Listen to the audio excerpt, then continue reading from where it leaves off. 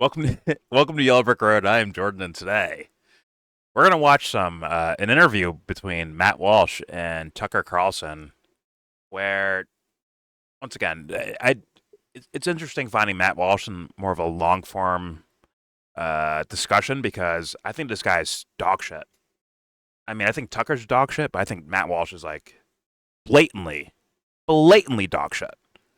Uh, and in fact, I'm going to bring up some stories that you know, Matt should be covering, but he doesn't because he's dog shit. But first, don't forget to share, support, hopefully donate to all the links in the description box. Also, please check out the Discord link if you want to join that. We are in that Discord right now. And yes, all opinions are welcome. And obviously, everything I show you will be linked in that same description box for you to look at on your own without us pausing, talking over it, saying opinions you don't like, that you're too pussy to fucking make arguments for or against, I mean. Like Yeah. Dubster. Or anyone. So yes, you can look at these things on your own. I said what I said. I would think it's valuable. Now, the reason why I have these other links over here, these other tabs open, is to showcase that, okay, well, this guy says, well, I'm America first, or I'm America only, yada, yada, yada. But it's like, but what does that actually mean? And how does it apply to covering news stories? Is Matt Walsh's only life purpose is to call trans people or women's rights groups or gay people, I guess, or whatever the fuck he's after, like, has nothing to actually do with the actual apparatus of the American state at all, right? And I don't mind calling out any group if you think something is weird happening. Trans, gay, women, minorities, Republicans, Democrats. He calls out anyone that doesn't agree with his like Christian fascist version of MAGA. Like if you don't agree with that, you're a liberal, a leftist, Antifa, whatever it is. Like it's a whole group of people, and then like the select thing, the way that he interprets a very select thing. That's kind of what it is, and that's just what I've seen. It's very hollow. Okay, fair enough. In my view. But we'll hear him try to like define certain terms or say what he means. And it's going to come off as like, man, you haven't actually thought about this, have you? It's like, yo, Matt, have you thought about this? Like, actually? Or is it? Because I'm coming from the perspective that this guy is not legitimate, bro. He's not a real thinker. He does this for a job, not necessarily a way of life. Like, I would want that's what I would want to hear from anyone talking about anything, right? Good. He should just be doing like micro brews from his garage or something. I don't know, like make some fucking nutty beers or whatever. Like, I think that's what he should be pursuing rather than whatever it is that he does now, which I think he calls political commentary, culture commentary. What he mostly does is, on the surface at least, is like a vibe thing. But even that's like you need more than what Matt Walsh is doing to be because scenarios will pop up where the IQ test happens and you have to actually analyze something like for real. You can't just bow out and say, well, you know what? Israel, who cares about Israel? Whatever they're doing over there, who cares? America only. Meanwhile, it's like, but aren't the representatives that you support are sending money, bombs, weapons over that area, and they're shitting on people, and you're saying, well, I had nothing to do with that. Which is just, it's batshit crazy. But either way, let's go over some stories. It also just doesn't make sense. It's not practical. The stuff that he's calling for is quite literally not practical without going like full fascist, like actually authoritarian. So it's not, people are not going to be cool with it. It's not going to work, which is why I think they promote this kind of bullshit because it doesn't actually make any sense. In my opinion. The other long form thing I've seen from Matt Walsh was him sitting down on Breaking Points with Ryan Grimm. I saw that a while. And the blonde girl. When he was doing his tour for his movie. The documentary where Ryan Grimm's like, that's weird that they would let you do that. It's crazy, huh? Yeah. His movie. Anyways. His scripted film, yes. Yeah. You can call it a documentary. Sure. Ryan Grimm's like, oh, all right, let's talk about Haiti, though. Here we go. And then it's like Matt has Yeah. nothing for it. He doesn't have any answers for things. He's kind of just going off of vibes, kind of. But it's like lackluster vibes. I'm a vibe guy. I am personally. I just hear things, I ask questions or whatever the fuck, right? I just kind of, I don't like the way this sounds. I don't like the way this is. Matt Walsh is kind of that guy, but he has very strict rules, it seems like, that are passed down not from his own psyche, but from other people. It feels like they're His passed down to bosses. him. Yeah, it Yeah. does. It does come off that way. But let's go through some things that I don't think Matt Walsh would get anywhere near. Starting with this. Now, if you're curious what you're looking at here, this is a blown up pager uh, that was used by uh, the Israeli military or intelligence, uh, and most notoriously in Lebanon, right? But as you can see here, Israel used Palantir, an explosive pager attack. Once again, everything will be linked for you to read on your own. I'm not going to read all that, but I'm just saying, like, well, Palantir is an American company, isn't it? Matt Walsh, America only. You have America companies scarring children for life. What do you think about that, Matt Walsh? I'll probably have nothing. I'm like, Oh well, my listen, god. listen, listen. I had not seen this. This is looks insane actually. I'm Yeah. zooming into it. Oh Whoa. yeah. Even though this guy, to me, I don't. I think this guy's a little bit Oh, weird he's like an or Elon Musk groupie. biased. Yeah. The he runs with the fucking He whatchamacallit? does the spaces, the Tyler big Durden. spaces thing. Yes. Yeah. What are they called? The Tyler Durden shit. What's it called? You're talking about his paper, his economics paper, or his publication? Zero Hedge. Zero Hedge. Yeah. Hmm. I believe this guy like runs with those guys. And Yeah. some of this guy's statements I've seen online before are kind of sus. Zero Hedge, I've seen some statements that are kind of sus to me as well. But either way, uh, I'm not surprised Palantir or many of these American companies involved with intelligence moves by the state of Israel while they're massacring people, whether it's Lebanon, southern Syria, or Gaza or West Bank. Like we have so much fucking evidence that this has entered the hands of children where their faces get fucking blown up. We have evidence for that. And I'm sorry to say children because it could be a woman, a man, right? That shouldn't determine whether something's good or bad or not, if it's children or not, right? But for the sake of sensibility, like, how could you be in favor of that happening? Where a kid who has no sense or idea about joining groups, they're not in groups, they're not fucking, there's like, hey, what's this? And it fucking blows up in their face. Well, Matt Walsh, you might want to look into this then. Let's keep it moving.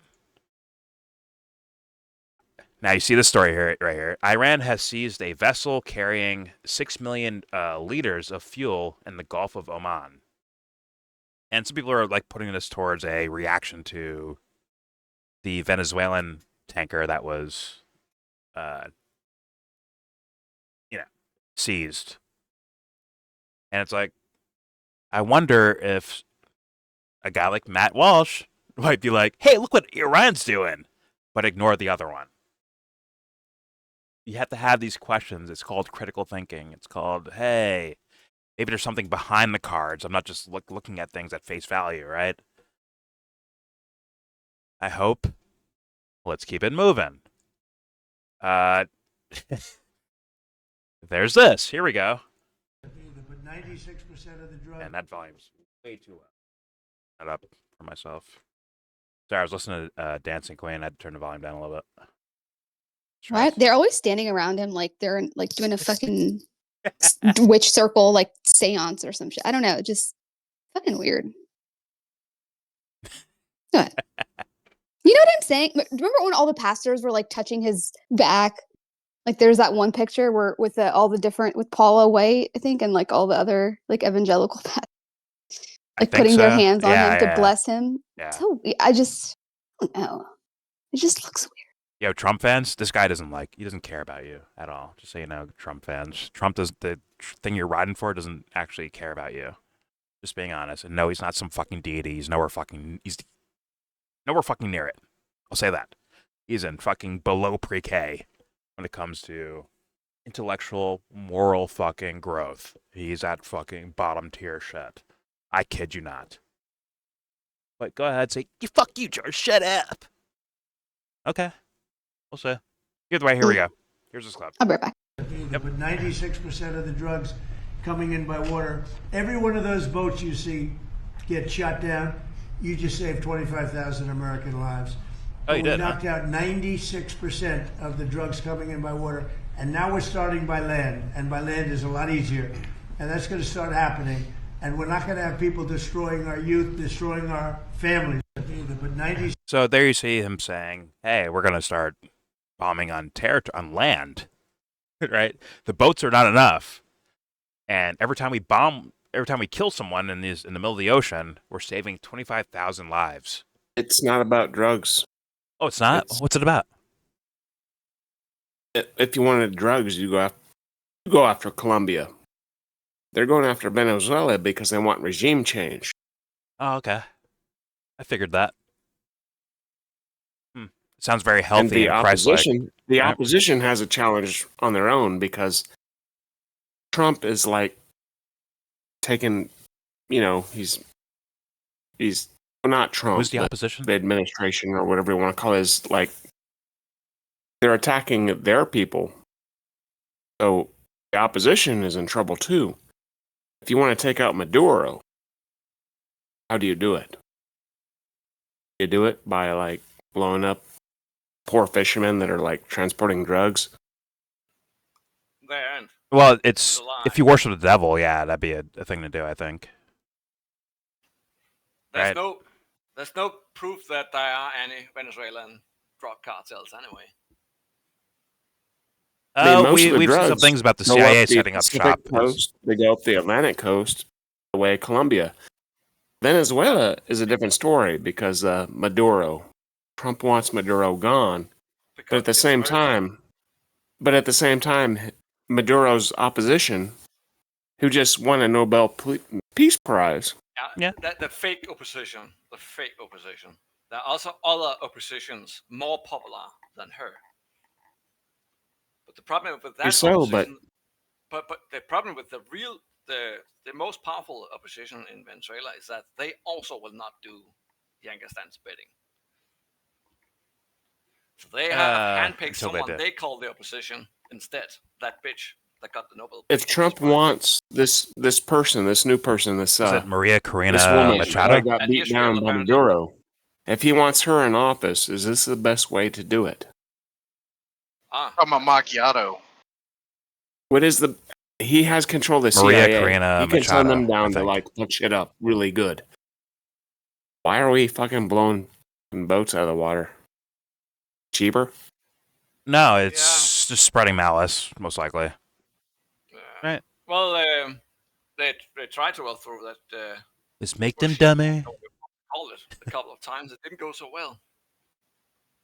The last times. The world, we need to make things worse. Hello. But it is making things worse because the opposition wants morally in. worse. And at the same time, their people are being attacked, and they're like, you know what I mean? What did he say about it? Who wants what? He's saying like an eternal revolution might be the tactic of the regime change.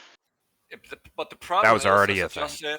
I just said the more popular opposition is not the bitch you just heard about. She's just some handpicked puppet by U.S. and Israel. It's very much an Israeli. Well, yeah, exactly. She is a puppet, but at the same time, what do you want? First of all, what I do want you want? America to stay the fuck out of Venezuela. Well, they can't because that's their hemisphere, and we're gonna fuck shit up. They want to. Yeah, but I don't bring think drugs we'll over. So that's think something you guys in Europe have to deal with. Is we're not gonna deal with that shit. Yeah, well, we are dealing with the shit that U.S. started. No, you're dealing with North Africans. We're dealing with the fucking South Americans. Oh, yeah, well, our main problem is the proxy war with Russia. Let's get to the crux Russia of doesn't things. care. Russia is a mixed breed. Let's get to the crux of things. Russia's gonna These do whatever are the fuck they want. mentally ill people. Let's just be honest about that. They're mentally ill people coming up with plans and ideas to do mentally ill, pathological things. Let's just be honest about that. That's what's happening. I don't care about statutes. I don't care about Monroe fucking doctrines.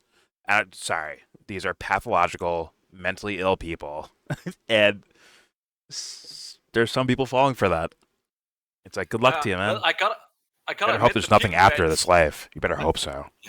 At least the people who bring the Monroe doctrine on the table are honest, unlike the people who really believe they are Venezuelan drug cartels, because you gotta be a moron to believe that, quite frankly. Yeah. A little bit more volume. Your volume dropped a little bit. Or something. What? It's not like your audio dropped a little bit for me. Like the volume. Oh, I have to put it all the way in my God. mouth so people can hear me. Oh shit.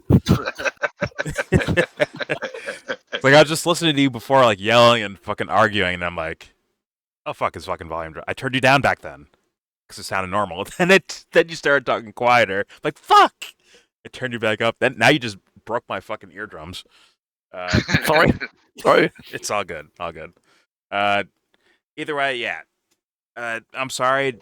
Once again, and he was only yelling because he was being trolled by a troglodyte. Oh, anyway. I call him a mongoloid, but that's just me. Either way. Either way. Sorry, like I'm a vibey guy, vibey content creator, and I view a bunch of mentally ill. A vibey guy? What are you talking? Oh, mentally ill. I see mentally ill people here. It is what it is. I don't care how much money they have, what suits they wear. This is pathological. Fucking logical. You may want to check yourself. I mean, I see at least Stefanik, so it's like automatically. Yeah. And Stefanik, I see Cash she's there. hot, though. She's one of the hot ones, right? I didn't say I wouldn't let her spank me. All I'm saying is she's crazy. That's all I'm saying. She's a crazy person. Gosh. Get spanked. Anyways, for all the shout to Edley, for all the why are you playing Jimmy Dore for? Well, this will hopefully sum up the more recent thing where it's Candace talking about Erika Kirk and her recent statements, and he has all the clips here. So you know what?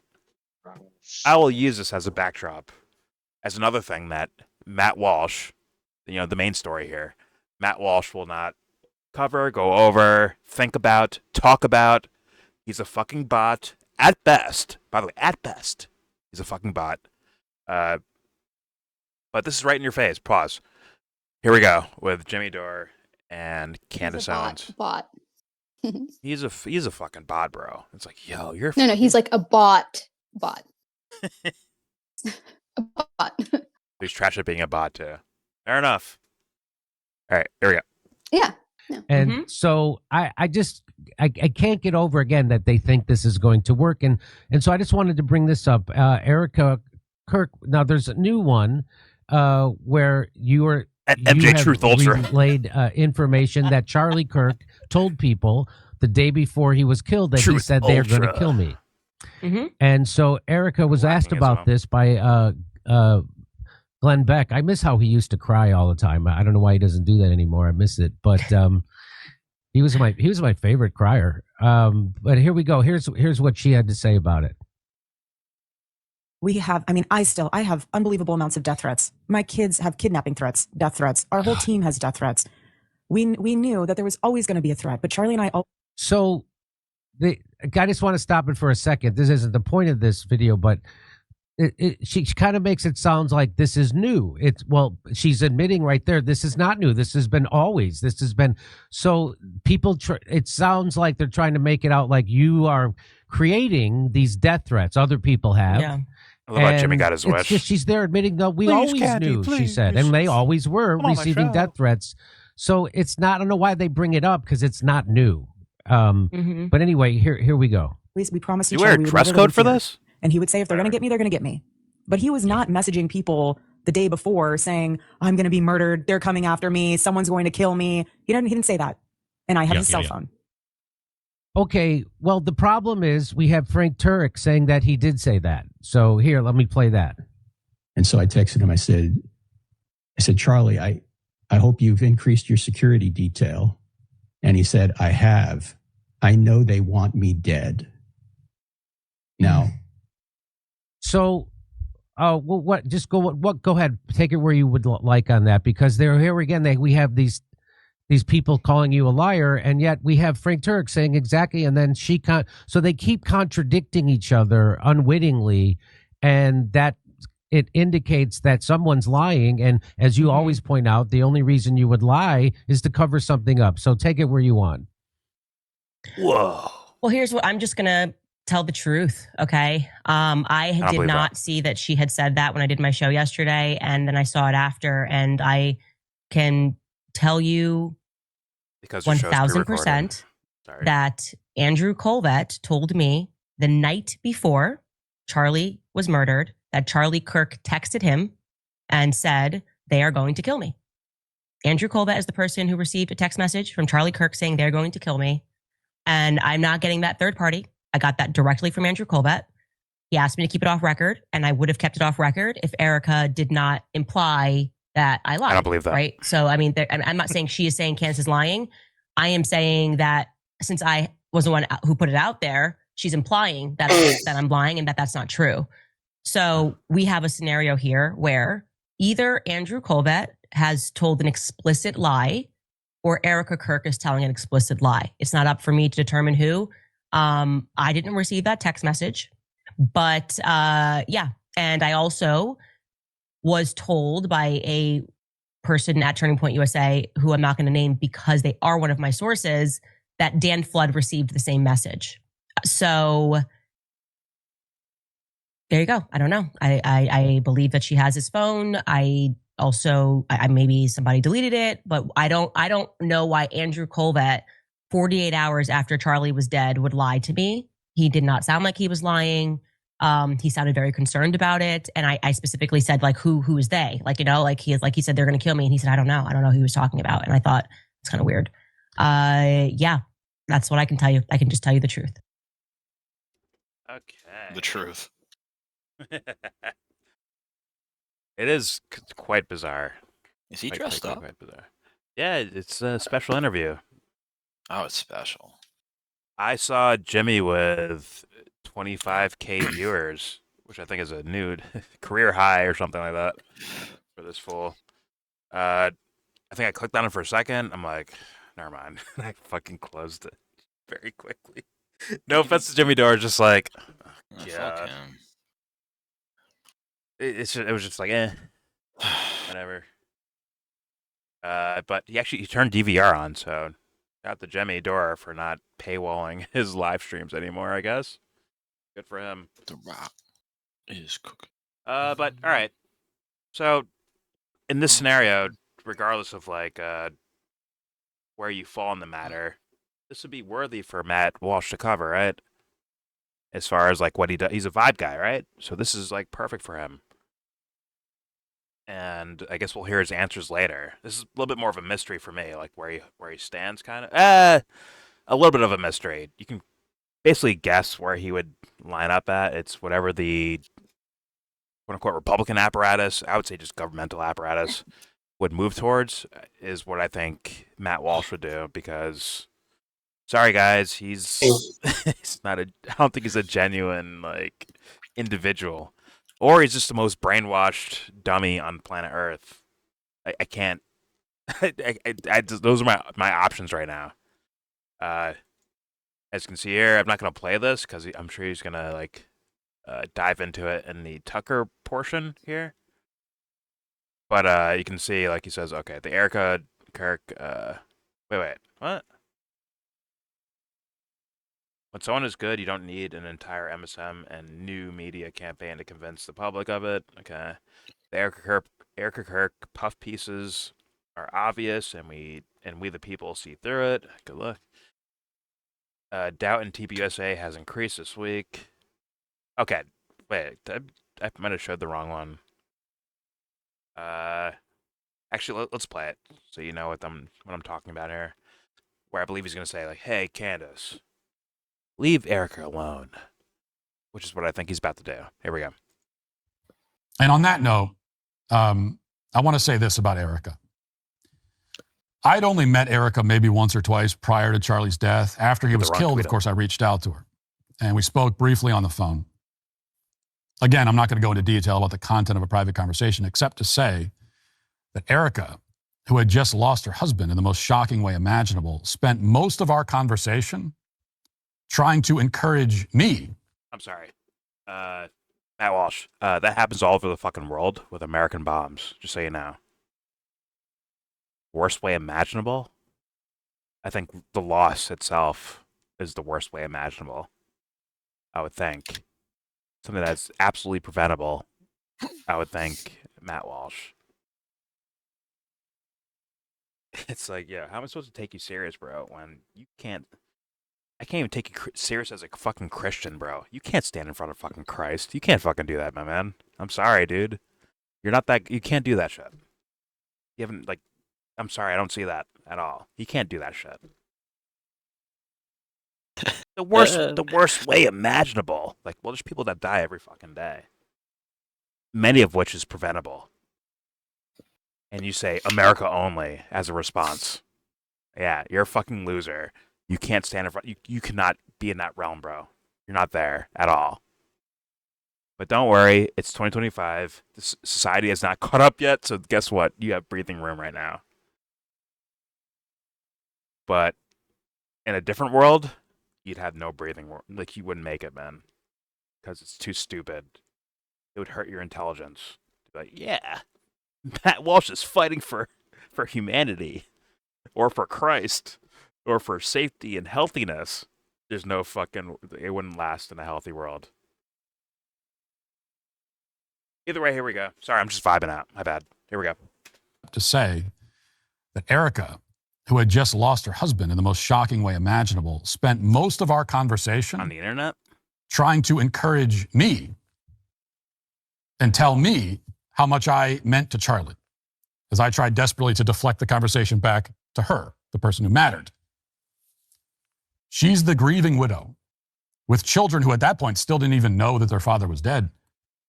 And yet here she was on the phone, through her tears, through the very deep and clear and audible anguish and pain in her voice, still trying to be gracious and encouraging to somebody else, some guy she barely knew.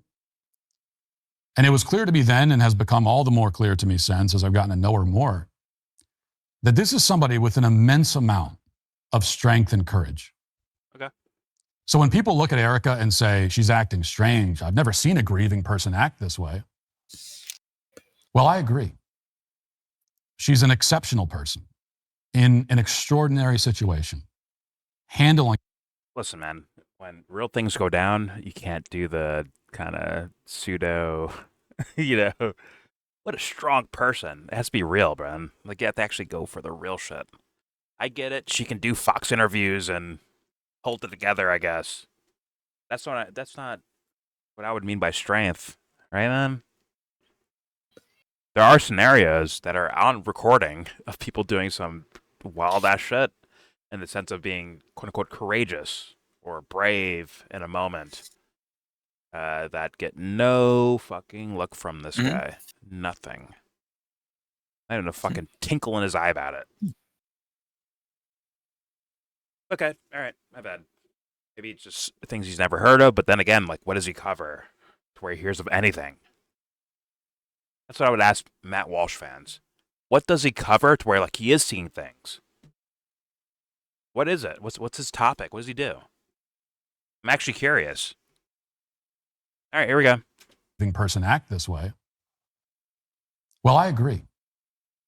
She's an exceptional person in an extraordinary situation, handling it with remarkable poise and dignity. That is a virtue. Written speech. And virtue is a strange thing in our day. Okay. Thing you know nothing about. Holy fuck. This guy does not know that motherfucker, bro, at all. Either way, okay, fair enough.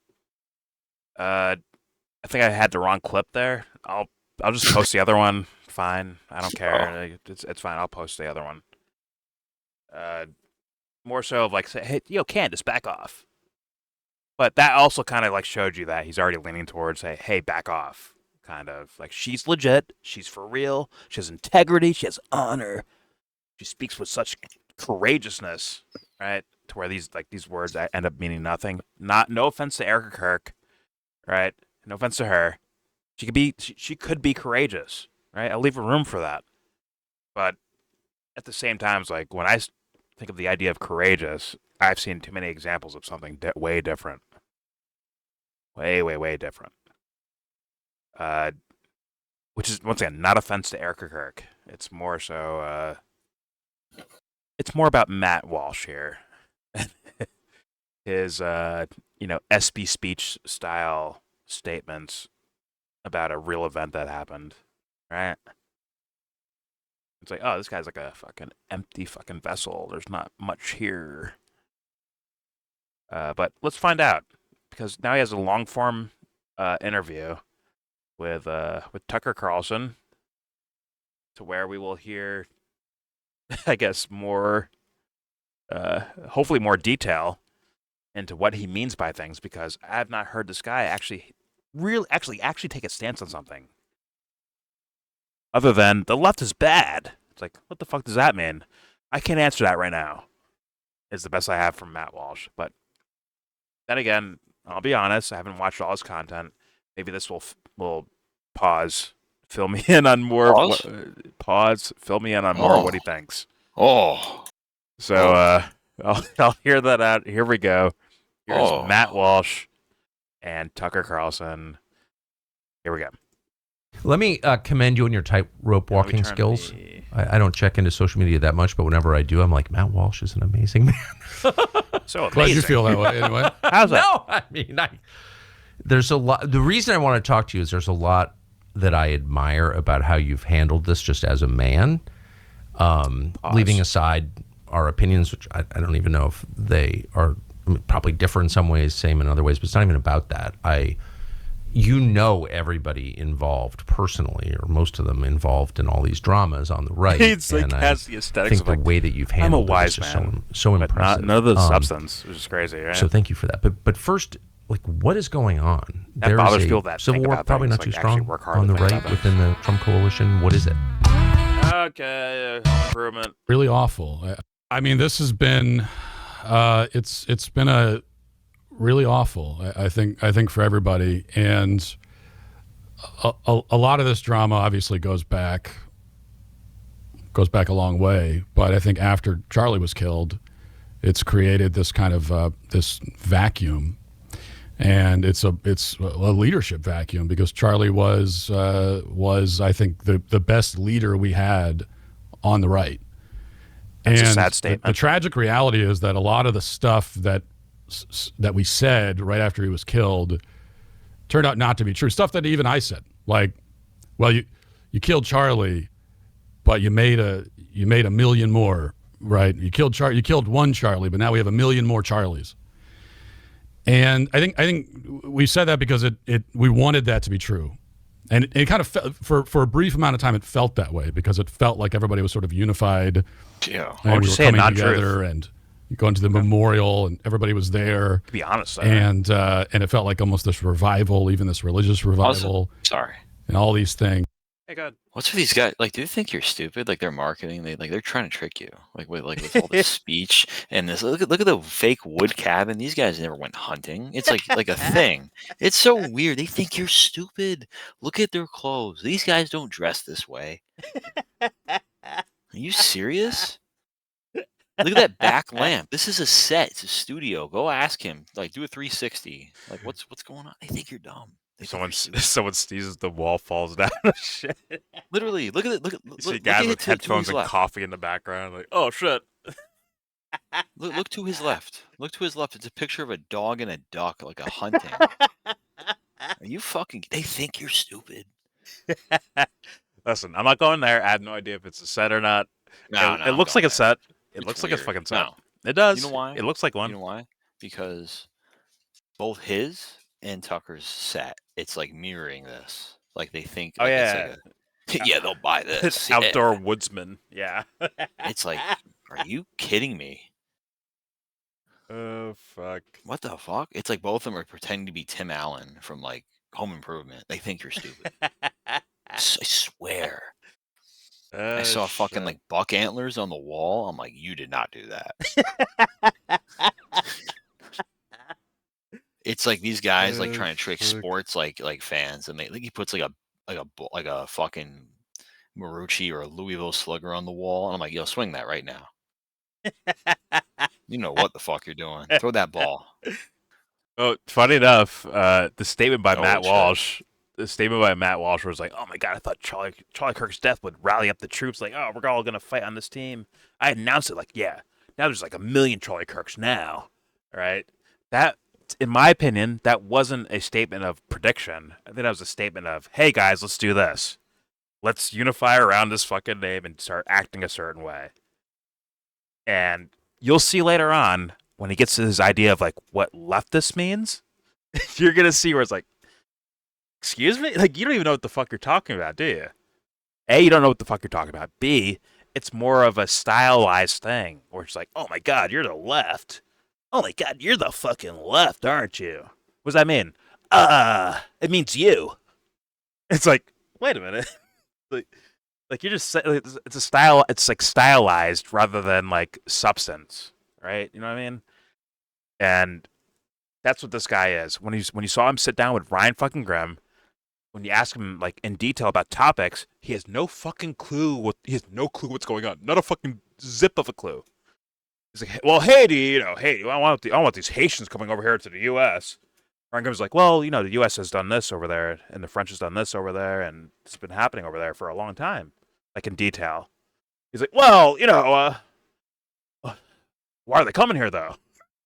It's like, yeah, you don't know what the fuck you're talking about, do you? Like, you get easy checks, don't you?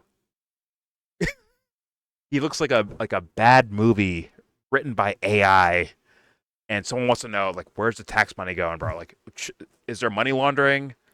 Are there drug dealers involved in this movie production? Like, where's this money going? Because these fools got no fucking talent about this. Zero. I'm happy you said stylized Zippo. over substance because it's down to a T. Look at their set. I want to say, look at him.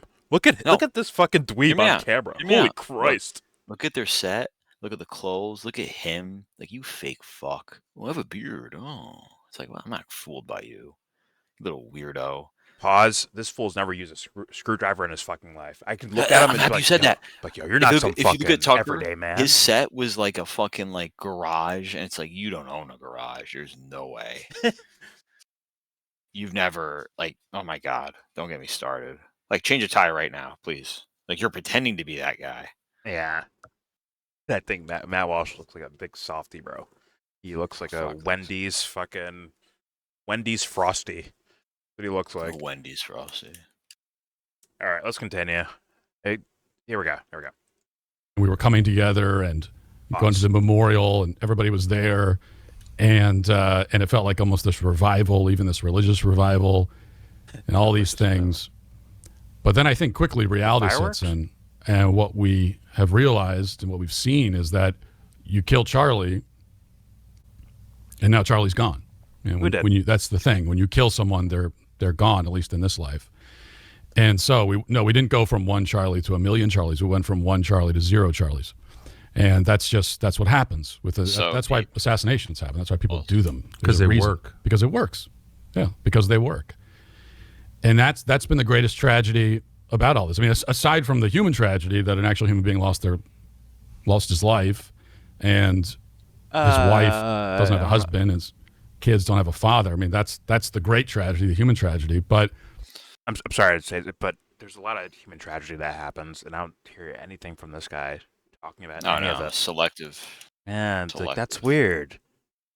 But okay, here we go. Life is valuable here, but not here. Got it. Yeah. Here we go.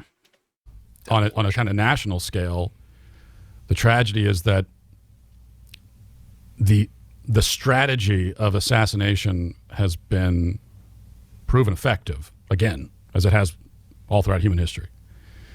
And so now, why is that, Matt Walsh? This guy who was this, I think to an extent that none of us fully realized, was the glue that was holding everything together on the right, holding this whole crazy coalition together. Like what? Explain it. It turns out it was like one guy empty who was doing this, and his organization, which is still around, who have a lot of respect for TPUSA. Him and this one organization was holding the entirety of the quote-unquote right together. Nope. I don't see that. Nope. In fact, I saw him working towards getting rid of one side of things. Once again, he could say, I love Candace, I love Tucker, right? And have them on his show or his fucking speech tours and all that shit. But he was kind of, and Dave Smith, but he's like kind of subverting them at the same time. Because that's the business. He was there kind of subverting them as well. Meaning the idea is to give them a little bit of air and then slowly phase them out. Where it's like, hey man, I had Tucker on. What are you talking about? I'm biased. I had Tucker on. And a slow, like, if I had to guess from this whole narrative-wise, right? Tucker might be full of shit. Candace might be full of shit. It's very, very, very possible. I'm just saying, like, on the surface, it's like, okay, these guys are saying these things that the higher-ups don't want to hear, right?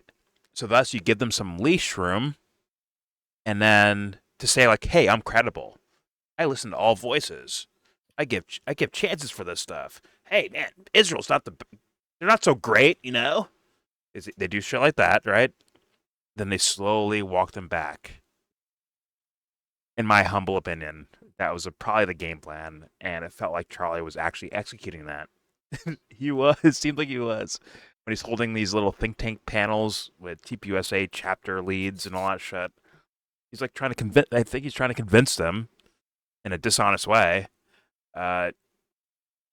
To, hey guys, yeah, you know what? We shouldn't give so much money to Israel anymore, right? He's not convincing them of that. He's just like almost only kind of like looking at it from that lens. Meanwhile, it's like, yo, there's a human tragedy over there, like the actual real problem. They're blowing up people for no fucking reason, and Americans are a part of it. American government's a part of that, like directly a part of that. That's a bad thing. That wasn't the topic. It was more so, how much money are we giving to Israel? What the hell, man? Right? And it's like, maybe we give them less money. See, look, problem solved.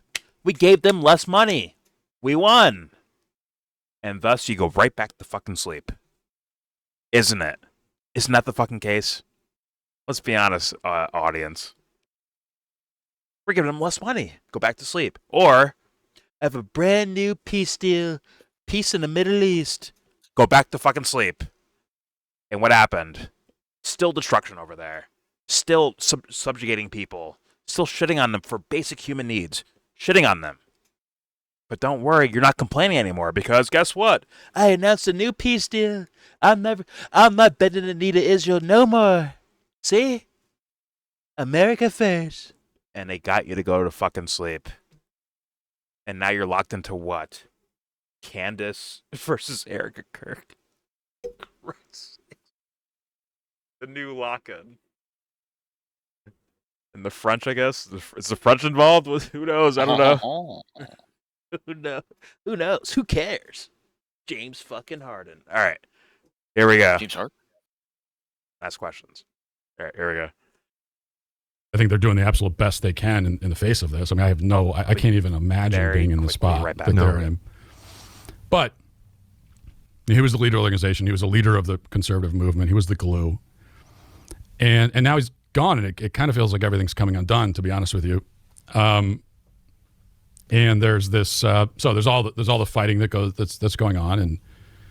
And for me personally, and I don't like to, I don't get into this because, first of all, I don't like talking about myself. I like to talk about the things that I think. I talk about my ideas about things all the time, but I don't like talking about myself. Good. And I like people who don't like talking about themselves. But with that said, I hope you'll talk about yourself. Well, and also, I don't want to, I'm not the victim of any of this at all. But I can only speak from my own experiences. And so my experience is that consider myself a personal friend of many of the people on either side of all of these various disputes, including a friend of yours. And so that's a very complicated position to be in. And then what ends up happening yes, and there's people on either side, and it's really not even two sides. It's I don't know how many, it's fractured to a million pieces, it feels like. And so you've got the people on all the different sides of the different disputes who are shouting at me. Okay, I'm gonna refresh again. I don't know why this thing lags now, but it does. I'll be right back.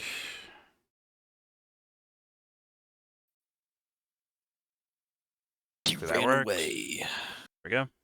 That, well, I need to denounce so-and-so. I need to disavow this person. Okay, I need to come out and say, the timestamps. you know, that I, not just that I disagree, because it's one that we'd have disagreements, but the pressure is beyond it. The pressure is, no, you don't just disagree, but disavow, denounce, condemn. And my answer has been, and not everybody respects it, you don't have to respect it, but my answer is no, I'm not going to do that. And I'm not going to denounce a friend. Wow, what a stance. I'm not ever going to do it. This dude has no friends. Ever. Because now you hear that where it's like the idea is like, I will not denounce a friend, right? Where it sounds almost like more nuanced, more character, right? Like integrity based. But then it's like, well, why I do what I do is to defeat the leftists. What are the leftists?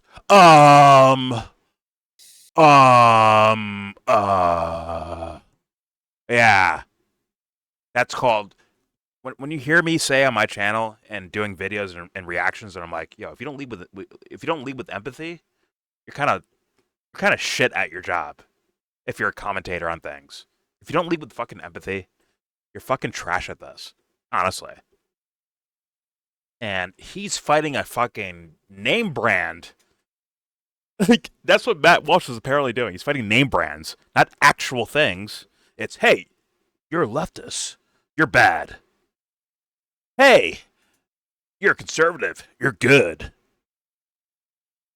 Like, that is the epitome of stupid.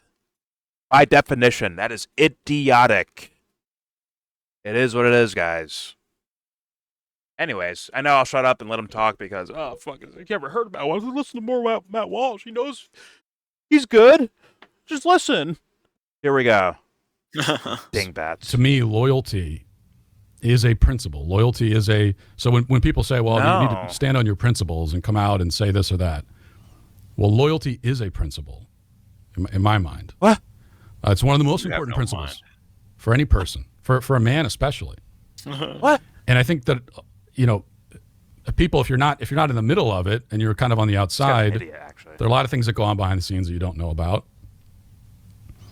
And so when I say that somebody is a friend and I feel personal loyalty to them, that doesn't just mean that, oh, I kind of like that person.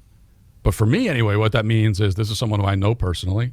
Yes. Who I can call on the phone, who I can share a meal with. I've shared a meal with. We shared a meal with them. Oh, shit. Very often. Loyal. This is someone who has had my back and supported me in ways that you might not see. Huh. Not in like a, they've paid me off, right. But just in a friend way. Like, yes. I've got your back. I think this guy's a fucking actual, like, dipshit. Like, actually a dipshit. That's a, like, explain more than that. If your friend that you had a meal with, that you called on the phone, that has had your back before, what if they go out and murder 20 people? Broad daylight. Are you loyal to them anymore? Obviously not, right? That's not what he means, Jordan. Well, then say what you, like, please, Matt, tell us what you actually mean. Explain it like you thought about it before. Not these little fucking, what's the word? Not euphemisms. Is it euphemism? I don't know. These little, like, empty rhetoric shit, small talk, brunch talk shit. Like, it's too late in the game, bro. We just talking about your friend fucking dying, right? Your so-called friend, Charlie Kirk, dying. It's time to get fucking real about things, isn't it? Isn't that enough to be like a alarm for, like, let's get real? Instead of saying, I think the word is platitudes. Instead of saying platitudes on repeat. He's a good guy. How do you know? He called me up on Friday. Oh, okay.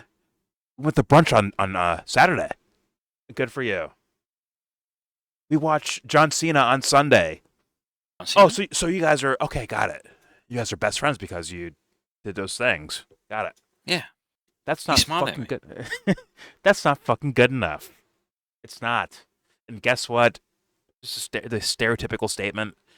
If your friend is your friend, you could tell them if you think they're wrong about something or off about something, or dare I say, look into him at the character-wise. He's basically advocating for actual blind loyalty.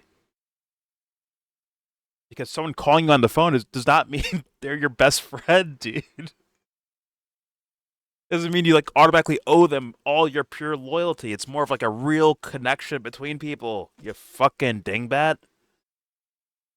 But to say this empty rhetoric shit, just like whatever. Listen, YouTube, we're gonna encounter shit like this. These empty, because this guy's a dingbat. He's actually stupid. So we're gonna encounter these kind of Hallmark card style, Hallmark card philosophy of love, friendship, politics, all of it. It's gonna be very cookie cutter, stupid shit. So I'm gonna try my best to keep my mouth shut and just let it fucking play out until he gets to something that I actually want to go over. Because otherwise, I can hit pause every 5 fucking seconds with this guy. Because I never hear this guy say anything. Like, I don't ever hear him say anything. I've watched, 2 or 3 of his documentaries. I don't hear any fucking thing about it. There's nothing to it. It's empty. It's like, holy Christ. Like, actually, funny enough, imagine Christ exists. How deep is this fucking content then? It's kind of nothing at that point. It's like, yo, this shit's kind of trash. Other than to observe from a distance. Whatever. All right, let's play. I know, Jordan, shut up. Let's play more. Matt Walsh and his genius, brilliance. Interrupt because you gotta understand how he's right. My bad. All right, here we go. I'm going to support you. I wish I could. I'll defend you. Hey, everyone's attacking you for this or that reason, and I got your back. Silver linings of this. And so there are a lot of people who've done that for me. And Dingbat. Once you do that for me, then I feel like duty bound that I cannot turn around. I will not turn around and stab you in the back or condemn you. Like, you have my back, I'll have yours. See, like, I don't believe him. That's the idea. Oh, first of all, pause that. That's the principle you said. You says more. Come on. Yes, that's a pause, but also I don't believe him. If someone says the exact wrong words about Matt Walsh, he would turn on them. Oh, he would turn on them. Yeah, I think so. I think if Candace or Tucker's like, you know what, Matt Walsh is a little piece of shit. He's this, he's that, he's yada yada. He's the deep state. Tells him. Whatever. If they say anything about it, they're gonna fucking turn on the guy. Or sorry, he's gonna turn on them. He would. Narrative-wise, I truly believe that. I could be wrong, but I'm sitting at like 99% chance he'll be like, you know what? It's time to address these guys. Fuck this person. Fuck that person. Whatever he says, right? This person's corrupt. In fact, let me leak our fucking DMs with each other to showcase that this guy's bad or this girl's bad, right? But either way, here we go. And stab you in the back or condemn you. Like, you have my back, I'll have yours. That's the idea. Okay, so it is conditional. That's the principle you said. You said it's more than an idea, it's more than an emotional response, it's a principle, and you said it's especially important for men. And I just agree with you so strongly when you say that, but I haven't taken the time to think through why it's so important to me. Can you explain why that's a principle and why it's especially important for men? Well, I think it's about integrity. It's a matter of that women don't. Personal integrity. It's also a matter of having a spine. I mean, if you denounce someone because, especially again, a friend, have a spine, huh? Because you've got a million people screaming in your face and telling you to do it. Whoa, well, what? I mean, how can that possibly be a principled stand? You're doing it to get people to stop yelling at you. Right. That's why you're doing it. And actually, even if they're not your friend, if people are yelling at you, if you do anything because people are yelling at you to do it, then that's the wrong. It's the wrong reason to do something. Yes. It's the wrong reason even to do the right thing. Look at me, Matt. Look at me. But with a friend, it's the wrong thing. There's also just this basic principle of, doing to others as you would have them doing to you. And there's something uniquely what about these don't apply to women too? Betrayal. I'm trying to understand. And that's what that is. That's why Quisling got executed. That's why Judas is reviled. Betrayal, someone that you're responsible for or are Judas was in a forgiven real relationship with, by a and you whip savage. around and undercut the person. That's worse than like an invading army. Because he knows you guys can't fucking. It feels that idiots. way to me. And I think that's right. That's something we all kind of instinctively understand, which is why everyone has such a low opinion of traitors. Yes. You know, traitors are below I agree, man. dirt I agree. in terms of Yeah, Wall Street. Go fuck yourself. These traders, these day traders, man. I'm trolling. Look, got him. He's a leftist. I'm not, but I'll troll you into thinking that sometimes for fun. Just the closed caption said traitors, like traitors versus like traitors, like Judas or whatever. Anyways, here we go.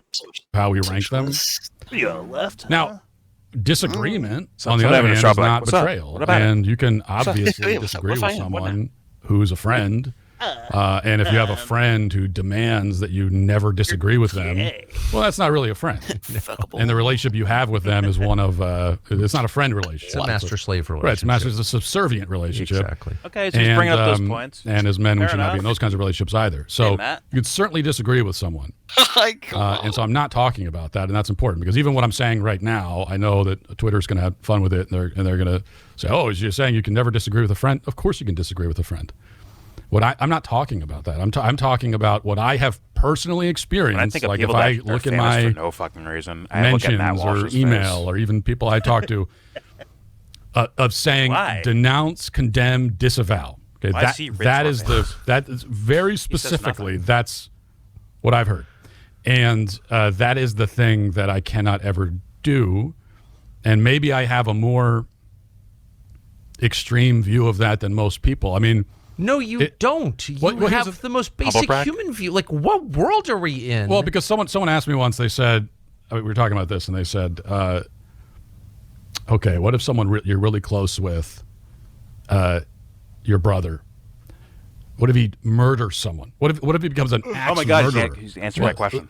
Well, then you would disavow him and condemn him, wouldn't you? no, I'd get him a fake passport.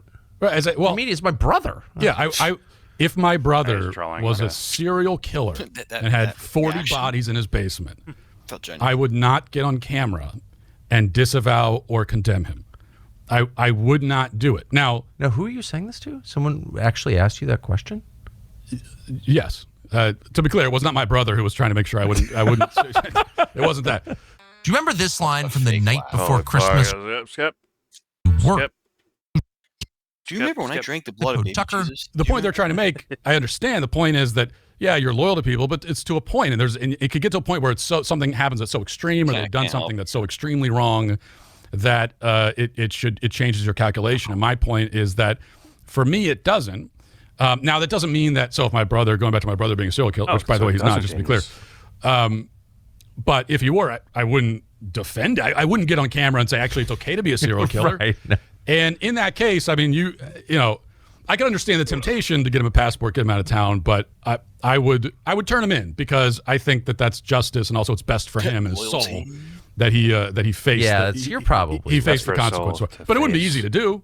Not But God. even in the midst of all that, The US I would not. justice I wouldn't get up in public and say I condemn and disavow. It's got the way that what happens on Twitter or on social media in general now. When people are when someone does something that upsets everyone, it's like the mid ages where your head is in the stocks right in the town square and everyone's coming by and throwing tomatoes at you. And I've had my head in the stocks many times with the Twitter mob. I've been in that spot.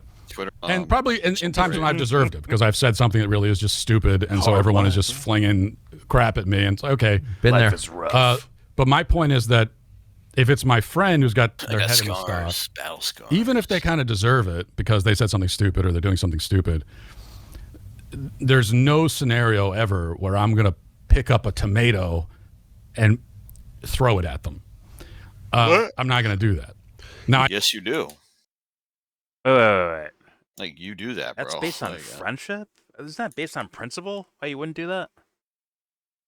You're deeming it wrong because they took you to McDonald's one day versus a stranger where the same thing's happening.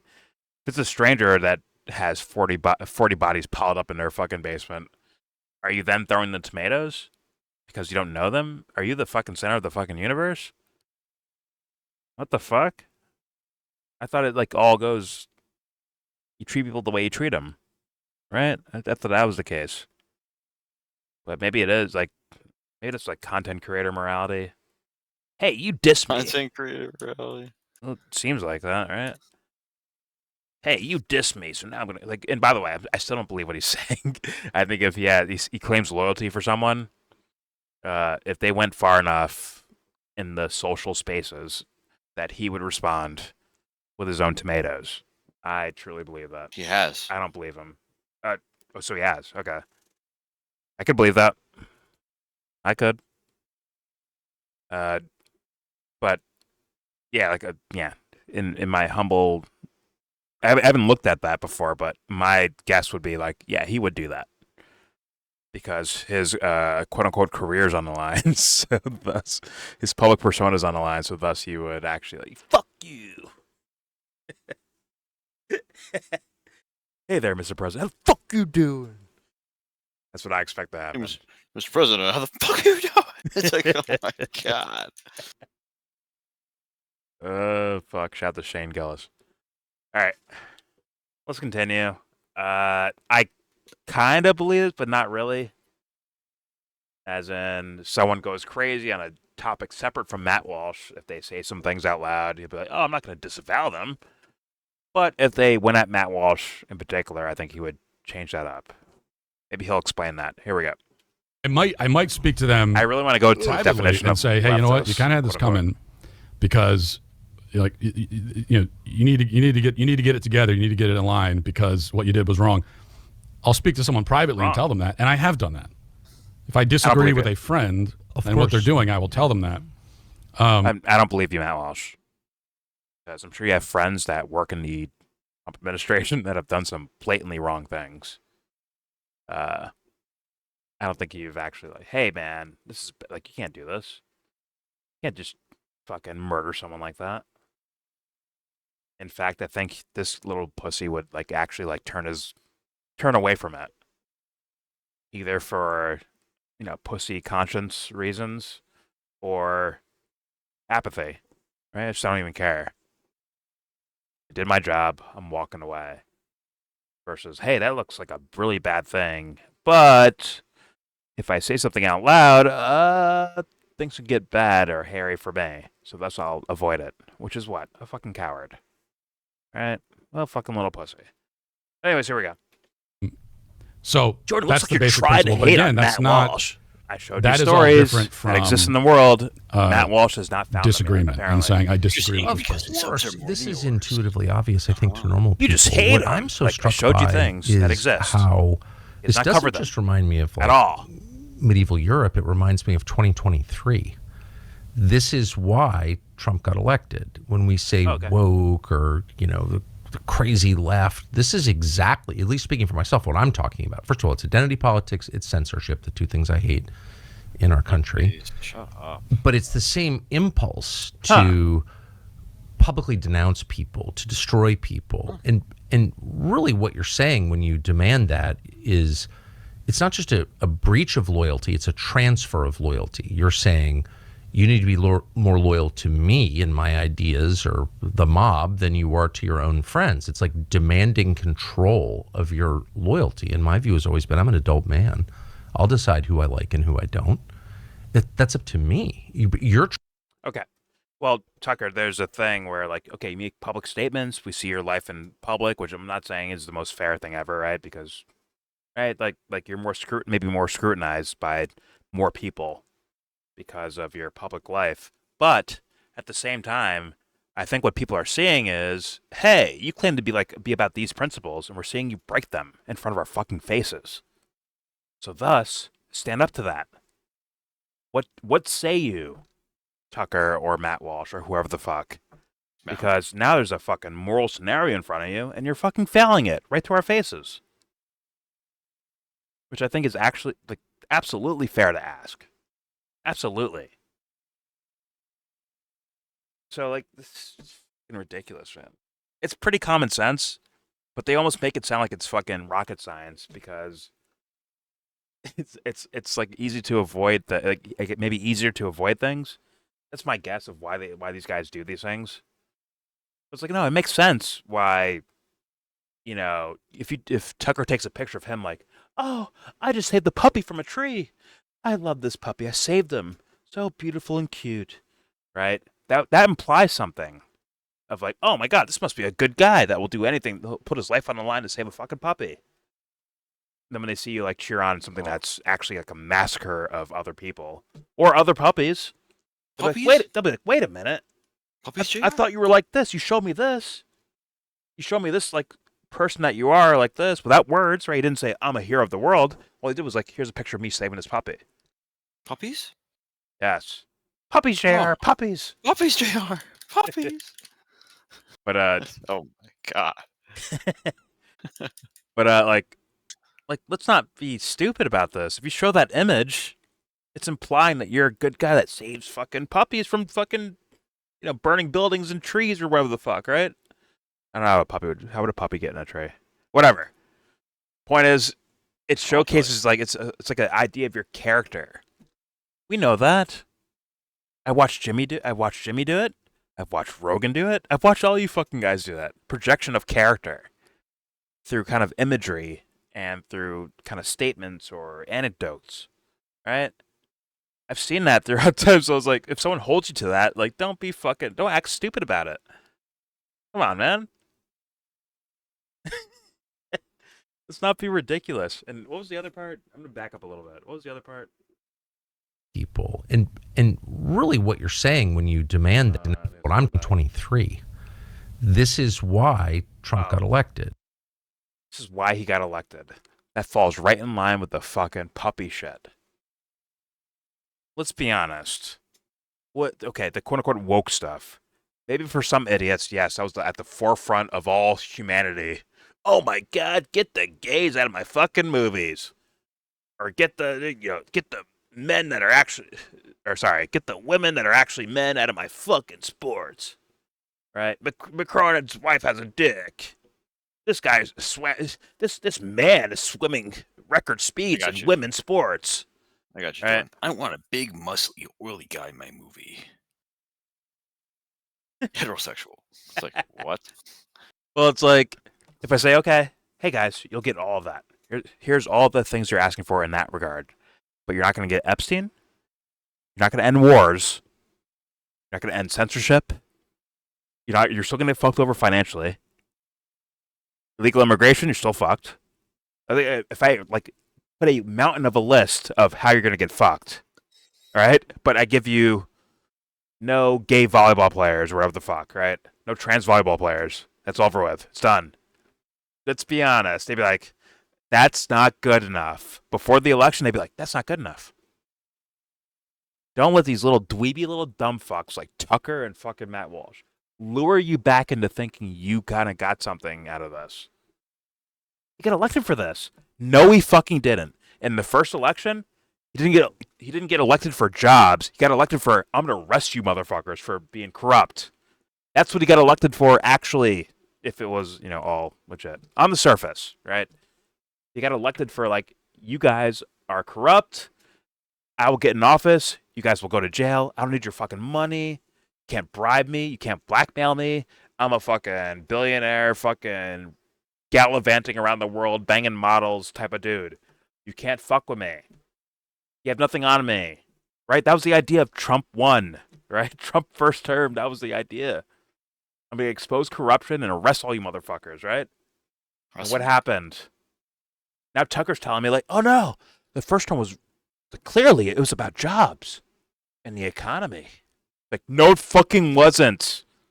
No, it fucking wasn't. And this one wasn't about fucking trans volleyball players.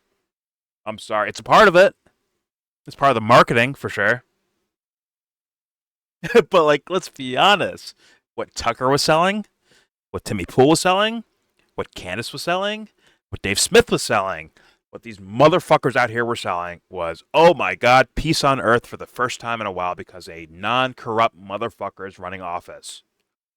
In fact, they had to steal the election from him in 2024, right? Or sorry, 2020. My bad. Right, they had to steal from him because he was going to bring an all-out fucking righteousness. Like, come on. It wasn't strictly about fucking Black Little Mermaids and Disney movies. Come on. Yeah, whatever. Okay. I know. Jordan, shut up. You guys have the answers. Here we go. When we say woke or, the crazy left, this is exactly, at least speaking for myself, what I'm talking about. First of all, it's identity politics, it's censorship, the two things I hate in our country. Please. But it's the same impulse Trump implemented that in his publicly denounce months. people, to destroy people. And really what you're saying when you demand that better explain that, Tucker, right? It's not just a breach of loyalty, it's a transfer of loyalty. You're saying you need to be more loyal to me and my ideas or the mob than you are to your own friends. It's like demanding control of your loyalty. And my view has always been, I'm an adult man. I'll decide who I like and who I don't. That's up to me. You're trying to strip me of my autonomy, of my humanity. Like, no thanks. And that's why I got to the point where, after many years of disagreeing with the left, I really hated the left. Because I find that so totalitarian and scary. Okay. I just can't even believe that less than a year later, the right is doing the same thing. Like, what is going on? I can't believe it. Yeah. Less than a year later. It's like, wow. That wasn't happening. Like, who is the right, according to Tucker Carlson? Who is the right? What does that mean? Less than a year, they're doing the same thing. Like, who do you mean by that? Exactly. Like, what? Like, how far do we go back? Which one do you mean, Tucker? The history started yesterday. Come on. In 2016, that's when history started. Come on. Remember me? Like, come on, bro. I'm a lovable rascal. Come on, guys. You guys are idiots. By the way, James. Hey, Huh? Good. It's like, hey, didn't you wear a bow tie? Get him out of here. Hey, get in the building.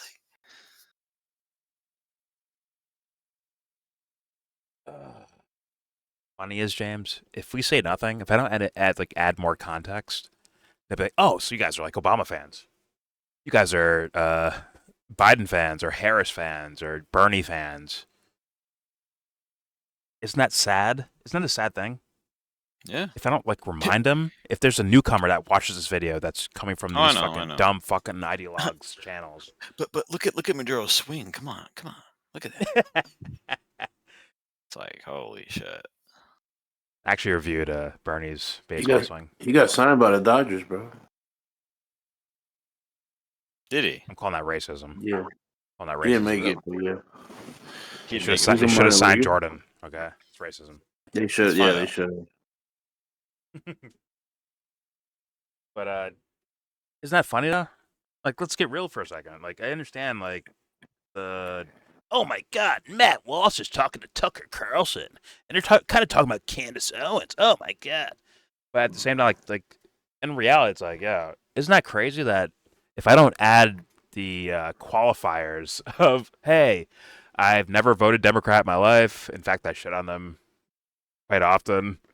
If I don't bring that up, will they fucking know? Like, they'll just like, oh, they assume something, right? And isn't that sad on its own? Isn't that obviously sad? Like, intellectually, like, fucking, oh my God, what a barren fucking wasteland, right? A fucking mind with infinite room, but nothing but desert. You're gay. Like, how does that happen? How do we allow this to happen? Whatever. I wish I knew. Shout the metric. Hey, things will change. Who knows if we're here for it? All right, here we go. And going back to the great tragedy, the many tragedies that have grown from the one great tragedy of Charlie's death. The one great tragedy. It is that. That same week. It is that we have, like, the left. I still believe, I'm old-fashioned, so call me old-fashioned, but I still believe that the left, that leftism as an ideology is here it is, folks, the enemy. It is the problem. It's the thing that we're fighting against. It's the thing that I've always fought against. It's It's why I'm doing any of this. This is the only reason I'm on camera right now. The only reason that I'm doing the the main only reason. reason I got into this. Main reason. Whatever it is that we're doing, whatever this business is, this. The real reason why this guy's on camera is because there's pictures of him doing something crazy. That's why he's there. I think he's there because he's extremely safe for dumb people. Like, it keeps them kind of in line. Oh yeah, that too. I'll be right back. Yeah. But okay. Now you hear all this, right? Oh, the left. This is my motivation, my reason for being here. Well, Tucker's going to ask him, like, what do you mean by the left? What is leftism? And you're going to hear stupid. New phone fly out of his face. And it's like, wait a minute, this is your fucking life motive. This is your career, your life motive, apparently. Please. Go through it. And by the way, Tucker can have a healthy, if he had a brain, right, and thought thoroughly, he could be like, hey, well, can there be people that mean well, but that believe those ideas? Is that possible too? Okay, what would they look like? What would you think about them? Like, or what would their thoughts be like? Right? Because, but then again, Tucker called the Trump attempted assassin guy, the guy shot him in the ear. Oh yeah, he's working with Antifa networks. When his screen said the exact opposite. Don't worry, the fans won't notice that. I mean, that's right in your face, noticeable, and somehow they won't notice that because Tucker realized that Israel does bad stuff. Here we go. It's why I'm doing any of this. It's the only reason I'm on camera right now. The only reason that I'm doing any of this. The only reason I got into this. Whatever it is that we're doing, whatever this business is, this fight. What fight? It's the reason I'm in it. Is to oppose leftism. How do you define leftism? Well, I would define it. Wait. What's the question? It's the reason I'm in it. Is to oppose leftism. How do you define leftism? Well, I would define it. Modern leftism is, first of all, moral relativism. It's the idea that I have my own truth. There is no truth. There's no truth. I have my own. Sounds like a Trump fan. So you mean subjectivity? But he said moral relativism, and they have their own truth. Okay. Nonsensical so far, but okay. Your side of the coin. At least a little bit.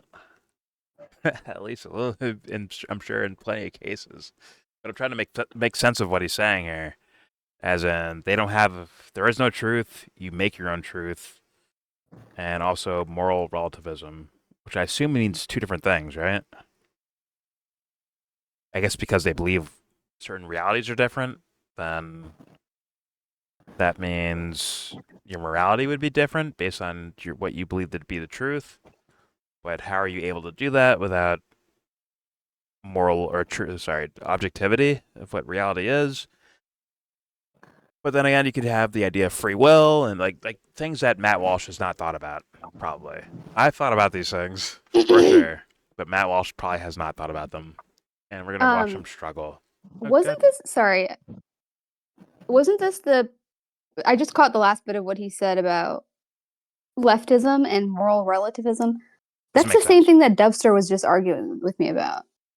Well, because I brought it up, actually, I think. And that's what kind of kicked it off. I think I brought up Matt, like, we're going to watch a video where Matt Walsh is saying... okay. Yeah, about moral relativism. So, so he was representing those ideas. Okay, I got it. Yeah. I don't think he actually believes any of that shit. He just says it, kind of, I think. No, I'm saying, like, repeating it, like, replicating, like, or, like, at least repeating the rhetoric or whatever. Yeah. So I'm just like, wait, did he just happen to talk about the same thing? Or, no, that makes more sense now. Yeah. So I was like... I brought it up.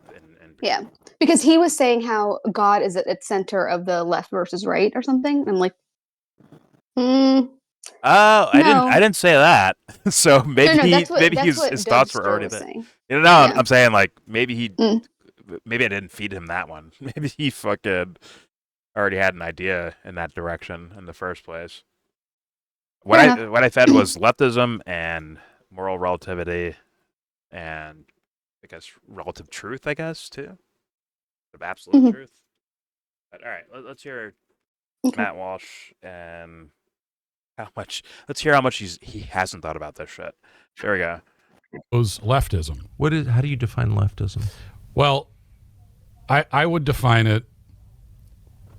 Modern leftism is, first of all, moral relativism. It's the idea that I have my own truth. You know, there is no truth. There's no truth. I have my own. You're a man. You're a man. You're a man. And so I think, to me, that's the core of the thing. And I think that if you're a relativist, then you are a leftist. Doesn't matter what else you believe. You could be a relativist and be anti-immigration. You could be a relativist and believe in gun rights. Now, I think most relativists don't end up there, but even if you did, you're still a leftist because you reject truth. So if I bring up U.S. involvement in the massacring of children in other countries, what does anyone think? Do you think Matt Walsh will deny it? Or do you think he'd be like, yeah, you're right? And then, like, would he have the argument, okay, let's investigate, like, what is the truth here? Or would he say, like, oh, well, those guys are communists, so those guys are terrorists, so that's different. You can massacre those guys. But then if I appeal to his religion, like, well, that's over there. We're talking about, like, America right now, so it's okay. Thus, it's like, you don't actually, like, you are such a fucking lame. It's embarrassing. For people that have, like, actual existential development, thought, studying, learning, they look at this guy, they're like, oh my god, this is that little wind-up toy monkey that claps fucking cymbals together. There's nothing here, guys. Sometimes I understand. Like I look at Candace Owens talk, like, okay, she's kind of clever in the way she presents herself and her stories and ideas, right? And it's very, like, TV style, right? So I have more of an understanding of why people fall for that. I hear Nick Fuentes, and he's like, oh, I'm just a fucking edgelord from Chicago, just like, fuck you, right? Just, like, doing shit. Just floating around doing shit, right? That made more sense to me. But this motherfucker right here, how the fuck do you fall for this? How? Like, he's a lame on... He's so fucking lame.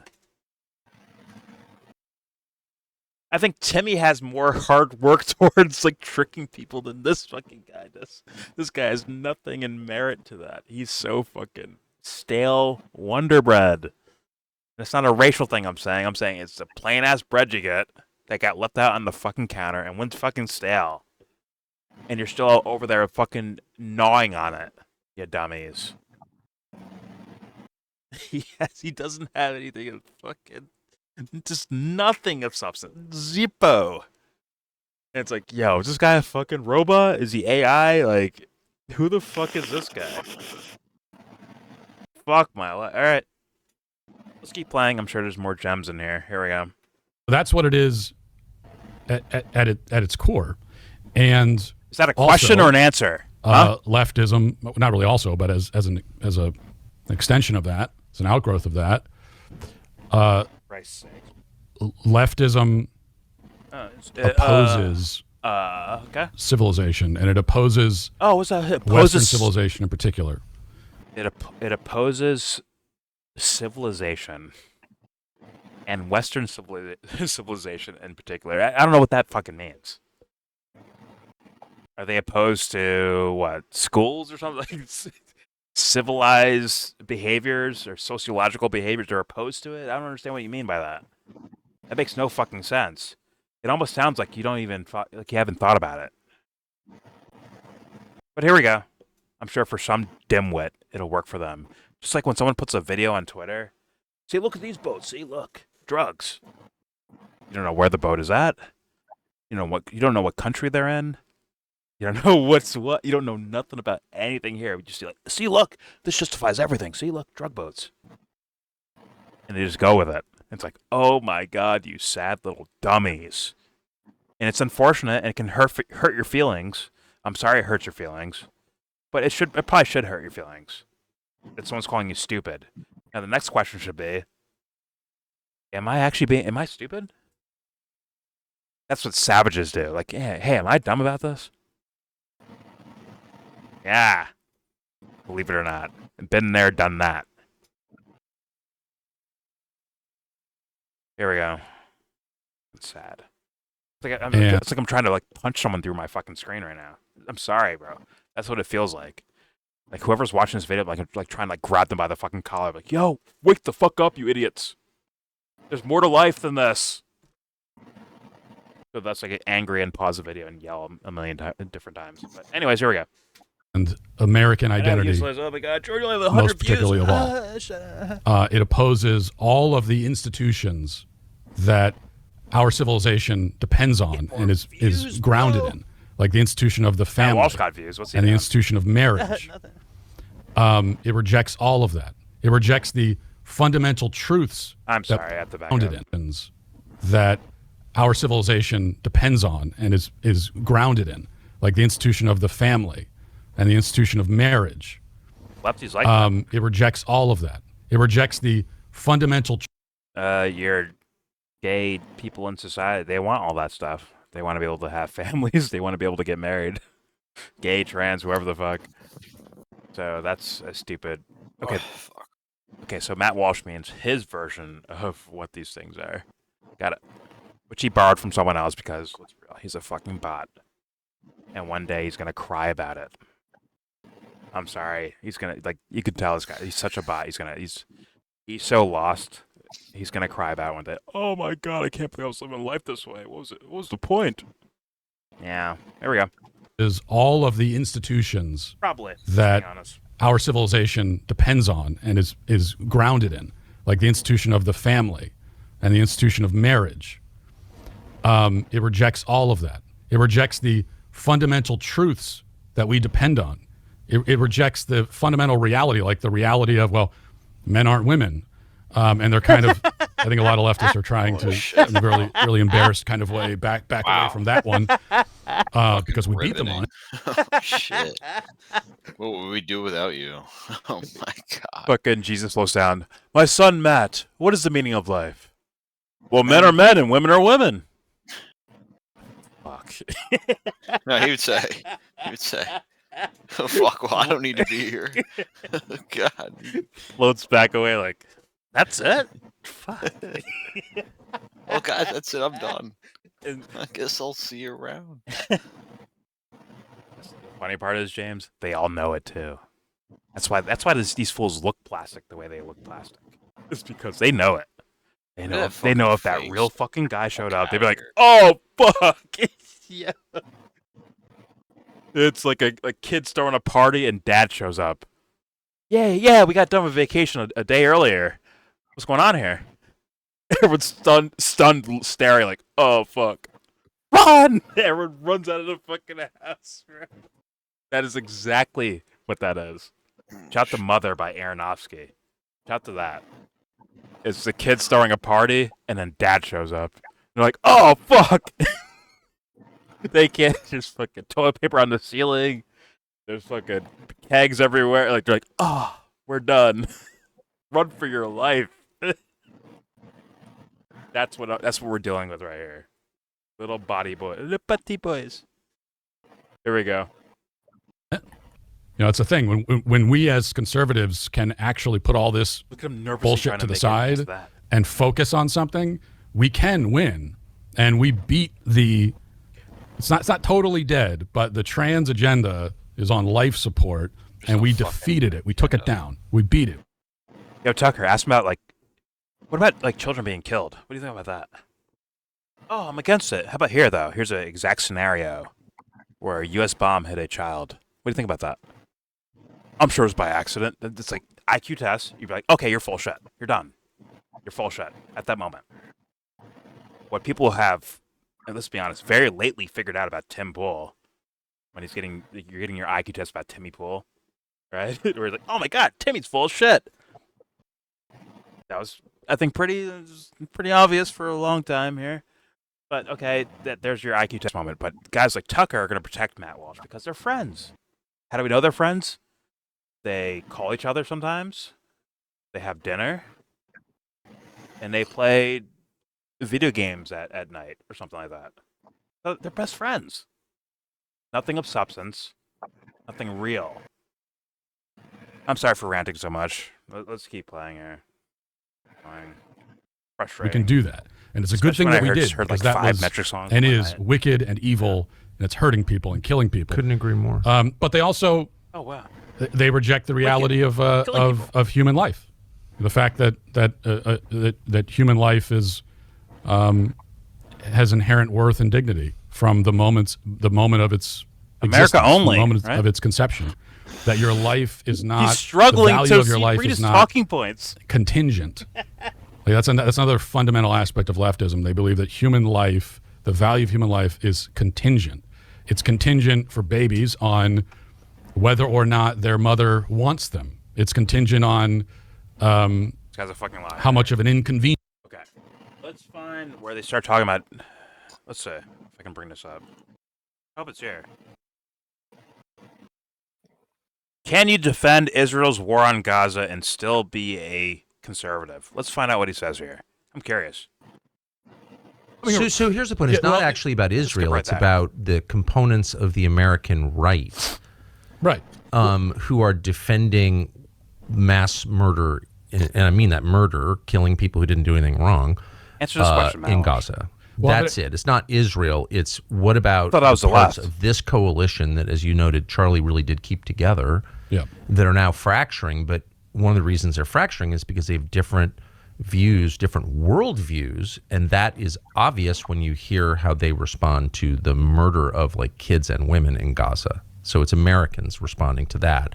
Are you really conservative? How are you not the leftist that you just described if you're like, well, they're basically all Hamas, including the kids?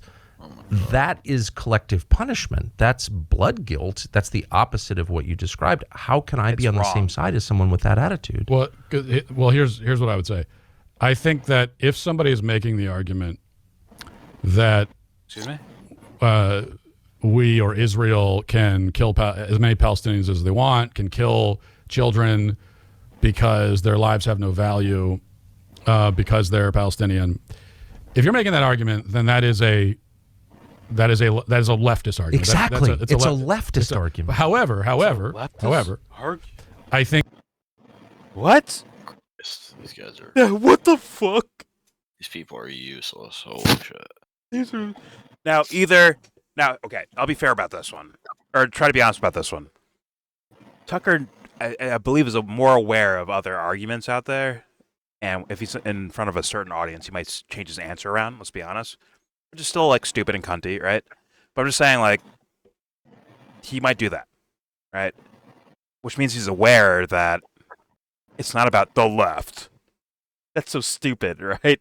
This is a human problem. It's not about the fucking left. But Matt Walsh might not know. Fucking inkling. Might purposely avoid it, actually. To be honest with you. But that will depend on this answer that we get from him, right? Yeah, it's a leftist argument that we should kill men, women, innocent men, women, and children. To just massacre them, murder them. That's a leftist thing. Like, what? That is negligent. It's like, yo, okay, Tucker, say that, but Christ is standing right behind you. Go ahead, say that. Try again. Fuck, Matt, he's looking at me. I can't. Fuck. He can't do it. At best for Tucker Carlson, he's realizing that he's calling you guys stupid, the audience, right? At best, this is at best. Let's say Tucker means well, right? He's looking at his audience and saying, you guys are stupid. And you've been brainwashed for so many years that I have to put this in the context of left versus right to make you realize that killing babies is bad. It is? That's at best. If Tucker means well, he's putting it in that category, saying, yeah, that's like the left. He's doing that to make you realize, like, oh, wait, the left is bad. Because he's viewing you as stupid and can't handle adult conversations. How do you feel about that? And it's obvious as day. If he's, like, well, once again, that's if he means well. if he's actually trying to like force you to go towards left versus right, it's like, come on, look at Gaza. Look at the Trump administration. They quote unquote right. Look what they've been doing in regards to Gaza. Come on. That'd be stupid, right, guys? You're smarter than that, right? But either way, let's hear Matt Walsh's answer to this. That's leftism. Are you trying to trick Matt Walsh? Are you trying to trick your like? What's going on here? Either way, let's hear Matt's answer. Here we go. And if you're making that argument, then that is a leftist argument. Exactly, it's a leftist argument. However, I think that there are plenty of people who would defend and have defended Israel's actions in Gaza, and even our involvement, which I don't agree with us being involved at all. But people have had that view. Oh, you don't give a shit. But not on that basis. What they would say is, they would say, "Oh, well, it's not true that they're killing children. It's not, or what do you think? It's really tragic, but it's there's no other way to fight the war. It's not intentional. It's we're actually targeting the terrorists, and these are casualties that happen like in any war. It's very bad. You try to minimize them, but we don't want that to happen." Tucker just put it in the context of it's murder. They are murdering civilians. It's pretty obvious too that they're doing that. So this is when Tucker says, "Oh, well, no, hold on, Matt. What do you think?" Matt Walsh, what do you think? You watch them scurry away, it's like, there's your IQ test. For me, at least, but I'm sure it'll take other fans years or months to figure that shit out. It's like they're just learning out. I just said, right? They're just figuring out Tim Pool. Just now. They're just now figuring it out. And what's it in comparison to? It's in comparison to fucking Candace fucking Owens, who they also haven't figured out either. So it's like you are fucking... Holy fuck. It's like you're skipping grades, but backwards. Like, fuck 5th grade, I'm going to 3rd grade. Fuck 3rd grade, I'm going to 1st grade. Like, you're skipping backwards somehow. Like, fuck. It's like they're digging to find, like, a new rock bottom or something. Shout out to The Rock. Shout out to The Rock. Shout out to Dwayne. No, not Dwayne. Just The Rock. It's like they hit rock bottom and they start digging further into the ground. They go further. Fuck. But all right, let's hear more of Matt Walsh's answer, which is already pathetic so far. Well, I'll be fair. It's cursory on the surface statements. It's not anything of substance. The real question should be like, well, Matt Walsh, what do you think? You have an audience.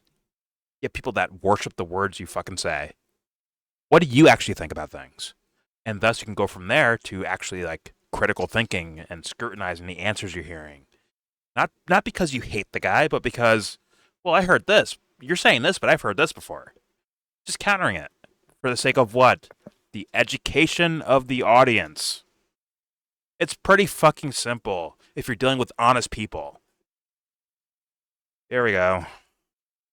Like, they're going to call me stupid and call me a hater or some shit for saying this stuff. I guarantee you. Not the quote-unquote them, but I mean, like... They. We know what you mean. I mean, like, fans of these people.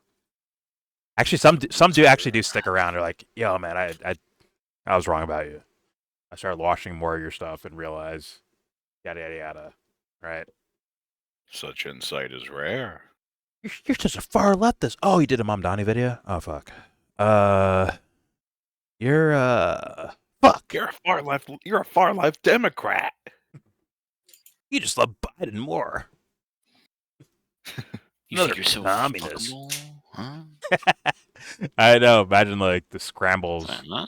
What? You support Joe Biden communism. I fucking wish Joe Biden was a communist. You went to prom, didn't you? Huh? Oh shit! No. Here's your brain. Here's your brain on drugs. Here's Matt Hunter's brain. Exactly. Let's move on. Let's move on. They could say, there's many arguments along those lines. It's also arguments that just kind of reject the premise. Like your premise is that they're doing mass murder of people. I want to hear a complication of argumentation. What do you think? And then we can get into that shit. Right, Tucker, as an interviewer? Right, Tucker? Although Tucker is He's not. He's a dog shit interviewer, bro. He gets access, but he's not good at interviewing. Walsh interviewed the fucking president of Iran. It was dog shit. It might as well be fucking Donna Brazile asking questions to Hillary fucking Clinton. It might as well be. Or the Russia shit, right? Might as well be that. Putin, right? Tucker and Putin or whatever the fuck. It's as lame. It's like, yo, you're not getting to anything. You're not getting to the crux of the fucking situation here at all. You're just being friends on camera. Like, okay. Sorry for pausing so much. Here we go. Actually targeting the terrorists, and these are casualties that happen like in any war. It's very bad. You try to minimize them, but we don't want that to happen. They could say, you know, there's many arguments along those lines. It's just also arguments that just kind of reject the premise. Like your premise is that they're doing mass murder of people in Gaza. I think that there are conservatives who would just reject that premise and say that's not actually happening. Okay, but if you I think the undisputed fact there are tens of thousands, 70,000, we can certainly say tens of thousands of women and children killed in Gaza. And so there are really two arguments you can make. One is that like that happens in war, collateral damage, which is true. It's 100% true that always happens in war. It hasn't happened at this scale in 80 years, but in the West, but it does happen. Answer and the shit. United States has done Thank a you, lot Tucker. of it. We dropped Maybe the atom murdering bombs. children is so part like, of the goal. we're not, You ever think Israel's about not the that, only country Tucker? that's done this. Huh? But what are you sad about it? Do you think it's bad? Would you be willing to say, holy shit, I can't believe we killed 70,000 non-combatants? That's the acid test. Can you admit that that's horrible? It's horrible. It's a moral crime. It was a moral crime when we dropped the bomb on Hiroshima. Wait, Jordan, was It's not even a close call in my view. What the fuck is that poster doing in the left-hand side of Tucker's background? I don't even know what is that? The Carney It fucking says thing? Fatima and I can't tell. Is that supposed to be like some Turkish The Arab gentleman thing? or something? Turkish I can't right there. tell. It says Turkish right there. I see the moon and star thing. But I want to hear this answer. Here we go. All right. Shit, I can't believe we killed One thing at a 70,000 time. non-combatants. That's the acid test. Can you admit that that's horrible? It's horrible. It's a moral crime. It was a moral crime when we dropped the bomb on Hiroshima. And it's not even a close call in my view. It's not an endorsement of the Imperial Japanese government, but it's like that's just bad. If you can't say that, then you are endorsing collective punishment, aren't you? Well, I think it goes back to don't run. What argument are you making? So like using Hiroshima for example. What argument are you making? You just said it. Like this is morally bad, right? Or this is horribly wrong. Or this is bad. No matter what way you look at it, this is wrong and bad. Imagine getting confused at dead kids are bad. Exactly. I want to hear his answer. Here we go. My God. What argument are you making? So like using Hiroshima for example. And I'll be honest, I've kind of been on both sides of that. I think there's interesting arguments on both sides. I think a morally untenable argument would be, well, yeah, just kill as many as you need to. They don't matter. They were Japanese. They were the enemy. Just kill them. Like that's morally untenable, obviously. And based on that argument, well, then we could just nuke. If you get into a war, just like nuke the entire country, kill everybody, and why not? And that obviously is that is rejecting the value of human life, which is an unconservative view. It's also just okay. Just before he goes into his answer, we looked at people going over the numbers, and a guy that I view as, at least on this topic of numbers dead, consider credible, Matthew Cockrell, and he said like Hiroshima is like the 80 years that I think Tucker was saying, I think applies to that, where it's like the quote unquote combatant to civilian ratio of deaths is on par with something like Hiroshima. Equal to or worse? I think it's like on par. I think it's a little bit less of a ratio. Either way, it's like clear as day. There's no care for civilian life. It's still over 90%. Like you're not. There's no dodging the accusation. Yeah, and It's there's about half. It's about half. It was like 164,000 from Hiroshima. That's who died. I don't know if it was like women or children, but altogether it was 164,000 people died. Well, you got to be honest here, because a lot of it is, sure, there's people that served in the military just happen to be in the area too, right? And if they're calling those guys combatants, it's a little bit different, right? When they're like, going to a shop and drinking tea or something like that, or they haven't even gone to war yet. They're just like stationed in a certain area, right? They're doing a training camp or boot camp or whatever the fuck. Is that like? I'm just saying, like, same thing goes with Hamas and civilians, right? But those guys, like we said, right, with the Where's Daddy program. Well, these guys are just like chilling in their living room. Are they combatants at that moment in time? Not really, but what you really consider is like how Israel considered October 7th is like World Trade Center in per capita. Yeah. So if you per capita, Japan had a lot more population than Palestine. Oh, number? No, not per capita. No. You mean just total? You mean total, like total dead, and then total ratio, right? Combatants versus civilians, right? But ratio-wise, they're actually pretty close to each other, I believe. No. I mean per capita to their country's population. Yeah, which is no. Per capita means you eliminate the size of the population. It's more so ratio, right? If you do per capita, I would think. So, and that's why it's like actually kind of close.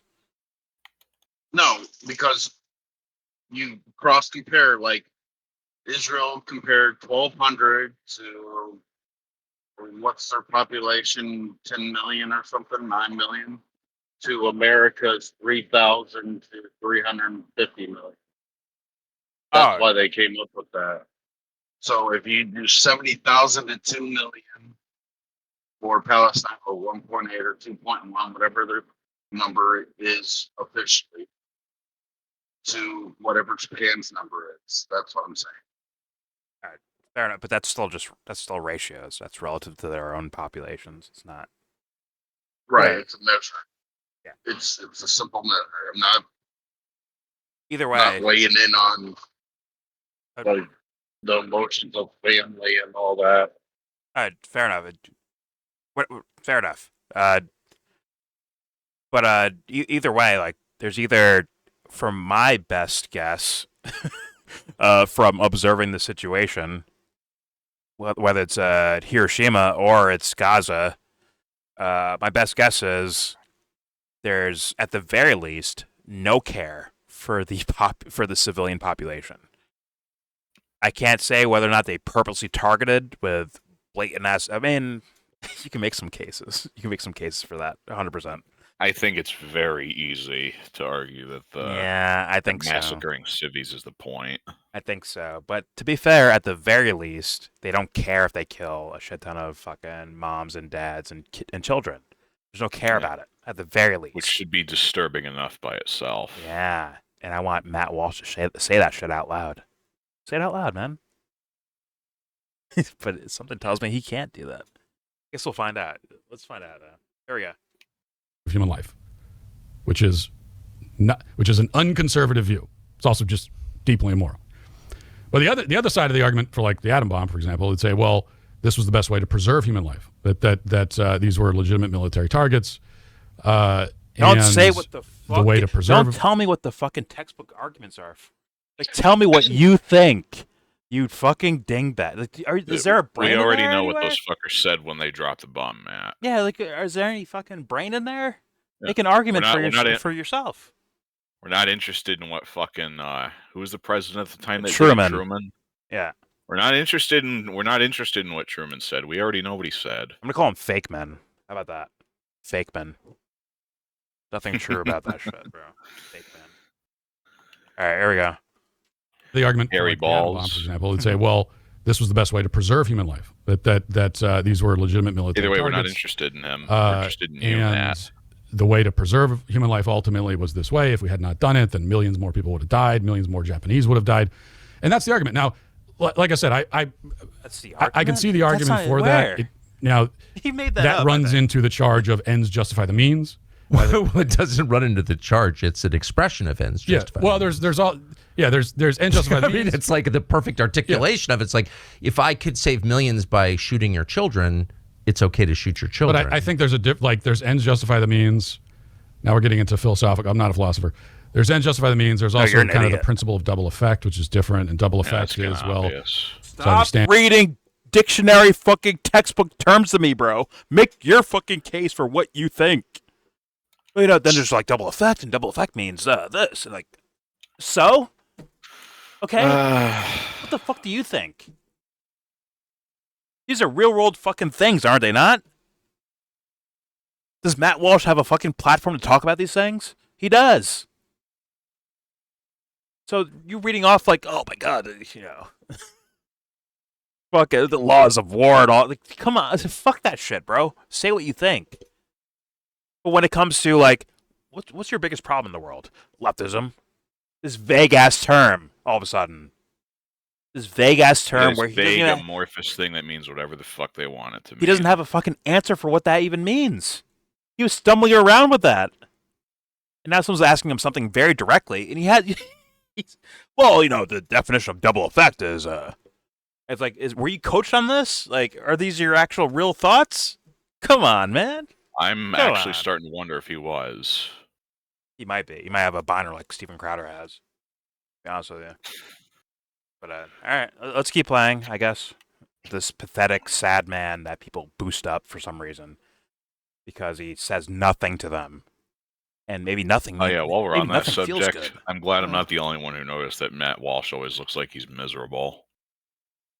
I mean, I'm sure there's a deep-seated hatred for himself, but either way, it's like, at least say something. Say something, anything. Don't read me other people's definitions of things. Like, don't fucking read me Wikipedia, bro. Say what you think. Everything else is a vibe, right? The left is dangerous, and I feel that way because... And he gives a vibey answer instead of like a direct, analytical answer. But now he's just reading me definitions of things. Come on, man. Don't be that pathetic, man. Do better than that. Here we go. Let's find out. Like, there's ends justify the means. Now we're getting into philosophical. I'm not a philosopher. There's ends justify the means. There's also kind of the principle of double effect, which is different. And double effect is, well, so I understand it, you can do something that will have a negative effect, but your intentions are good. And I'm starting to think he doesn't. A good this is argument like Ghost about. This was the argument that Hitler and Stalin made. If you take a look at Stalin's personal correspondence and diaries, which, by the way, are available, it was super interesting. Tucker is spanking he was an idealist. Like, he really believed he was ushering in a new era of man. Well, you never know. Maybe he likes that. A lot of Ukrainians to do that, and Georgians and Russians, by the way, a lot of Christians. You had to murder a lot of priests to get there. But putting the idea out there. By the end, Joseph, you would have stop utopia. Hitler felt that way. It's like, if we only get the Jews out, everything will be great. No. And so, but we are against them because we don't share that view. We believe in human life. Like, it's not okay to kill an innocent person. Yeah, I think, that argument, well, it's not okay to intentionally and deliberately kill an innocent person. Congratulations. We've realized that murdering fucking non-combatants is terrible. But we figured out that stabbing somebody is not nice. But watch him like kind of snatch the situation and pull it into a hypothetical world when it's like we're talking about something like I think Tucker's trying to aim at something that actually happened in our lifetimes on our fucking cell phones. We get to see it. Just like Charlie getting shot, we got to see that shit, which is sad enough, right? So it's like, if there's anything that I see some of these fucking people make an art form out of, it is snatching defeat from the jaws of victory. Let's see where he goes. I'm trying to give him a fair chance here, but it's just like, this is a struggle, bro. Here we go. Stop. I'm trying to give him a fair shake too, but he makes it very, very difficult. Hey, just be real for a second, Matt Walsh. For a second, man. Try to be real. Here we go. I think that's in war, innocent people do die. I think that there can. in war. There are a lot of wars that have been unjust. There is such a thing as a just war. There's such thing as a necessary war. And if we can agree on that, then we have to accept that in any war, innocent people will die. It's a terrible tragedy. So 5 times now. But the argument that I was just laying out for dropping the atom bomb, it's true. Like that could be terribly abused. My only point is, and I'm not even taking a position. And Nagasaki. Because my honest view is like, I'm not taking a position. Got it. All right, here we go. My only point is I'm not even taking a position on that. Because my honest view is like, I kind of feel like I have an opinion of it, and then I express it, and someone comes and they just eviscerate my argument on it, and then I think, well, you might be right, and then I hear so like that's kind of where these are super tough. I mean, so you got nothing. Got it. You got nothing. But hold on. I swear he said, well, things happen in war, like 4 different fucking times. I swear I heard that. You could tell he's leaning towards a direction that he feels the need to protect. It feels like. But go ahead. He implied that if we can agree on it's a just war, as in Israel's right, then it's okay then, because there's casualties of war. Can we agree that Israel's right? That's what he asked Tucker right there. But Tucker has too many. Let's be honest. He has too many stats on his side to make this argument that Matt Walsh is like, well, fuck, I don't know then. It's like, that's not good enough. That's nowhere near good enough. Especially when you consider if he says like America only, right, as his argument, or America first, whatever his fucking argument is. Like, well, America is intricately involved in this.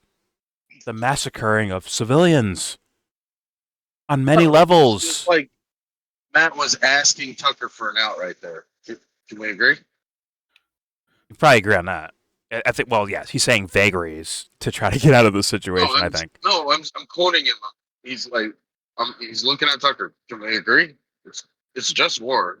So the casualties. You said it. You said casualties of war. Y'all take that exit. Yeah, it's if you have a competent person across from you, that's not going to work.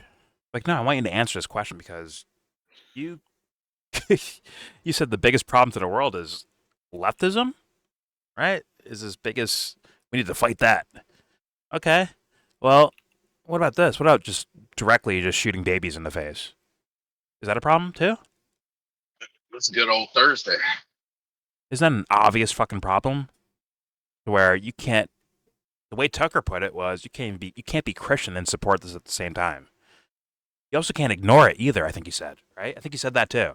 You can't just ignore it either, especially when you hear about it. And right now, I hope at least Tucker's bringing it like here it is on your fucking table, right in front of you. Here's the situation right in front of you. What do you do with that? You could say, well, that might not be true. You could say that all that shit, right? But it almost begs you to start investigating it, doesn't it? Now, Matt Walsh fan, please tell me, will Matt Walsh go investigate this? Will he go look into this? Like, man, damn, they're doing this? Fuck. Will he do that? Then ask yourself, why not? Or, maybe at a certain point in time, why would he? Where, like, maybe he actually does say some words about it. Where it's like, well, you're about, 200,000, 250,000, 300,000 people too late. High end, 400,000. I'm doing projections here, Joe. So right now, let's be honest, the 70,000 is not correct. It's not correct. It's not correct. Oh, yeah, that's a gross undercount. Yeah, but that's Gaza Ministry of Health. That's them, like trying to be like, hey, we have their names and their ID numbers. We have like those things. Those are just the ones they can. Those are just the ones they can ID 100% certainty. Yes, but we have unofficial numbers from Israel themselves, from their own intelligence agencies, in the 6 figures. So, but whatever. It's I don't care if it's 10 fucking people. Personally, it's a problem either way. And the fact that this little pussy over here, Matt Walsh, is too pussy to fucking talk about shit like that is incredible, while also screaming, "I love Christ." Shut the fuck up. If I had five microphones here, shut the fuck up. Not enough. You need 12. That's right. Shot the Chappelle. All right, let's play here. Let's see where see how Matt tries to scramble out of this situation to see that, like, hopefully Matt Walsh fans can understand my perspective of why this guy's a lame. He's a non-combatant lame. At best, he could be a subverter, in a worser, aspect. But at the very least, he is a fucking lame. The leftism, as children get mowed down. Here we go. I should just say, I hope I don't sound self-righteous. My views have changed. If you went through my corpus of opinions, it would be a Jackson Pollock painting. It would just be splashes of everything. So, like, my views are evolving in real time. I've been forced to think about it because of what's happening in Gaza. It's like I don't feel like I have a choice. But my point about that is, whatever is the correct view. Let's just accept for the sake of argument. Don't say whatever. I'll take your view that dropping out. He's doing the Crowder thing. Sorry, Joe. He's doing the fucking Crowder thing. Like, okay, let's accept your argument. In which case, you can nullify it and not actually address the actual argument. Let's say you're right. Like, you just do that. And you just, like, avoid the rest of the conversation. But go ahead, Joe. I was just gonna say I actually got done watching a biopic about Jackson Pollock, so that comparison's a little funnier to me than it probably should be for some very particular reasons. I know the name. I don't know his work so well. I'm sure it's like abstraction, probably. He had a huge fucking alcohol problem.